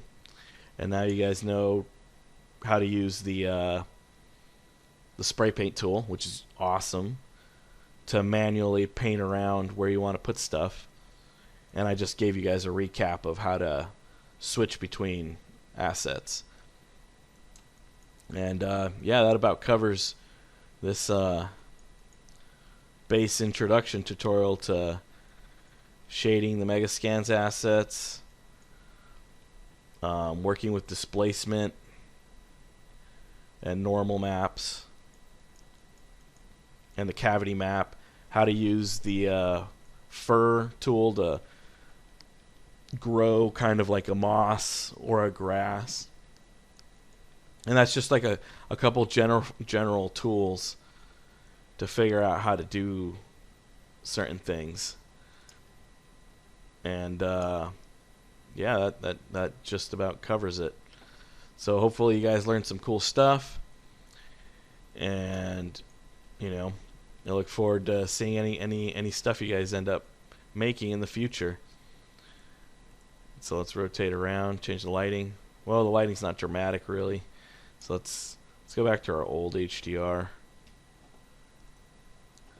just for a test.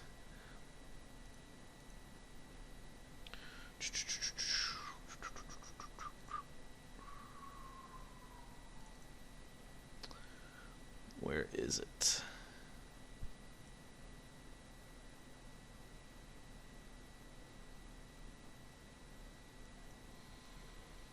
Yeah, we're back to our classic HDR that we've been doing all our shading with. It's neutral.